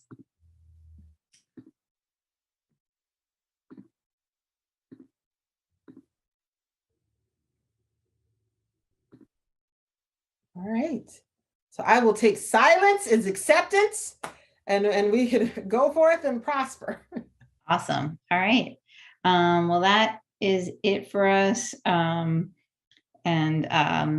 For this evening, and we'll be back again next week, virtual, and hopefully that will be our last, knock on wood, virtual meeting, and we'll be back again in person, and it will be almost exactly, actually, I think it will be 2 years exactly when we meet again in person. So thank you all, and have a good rest of your evening.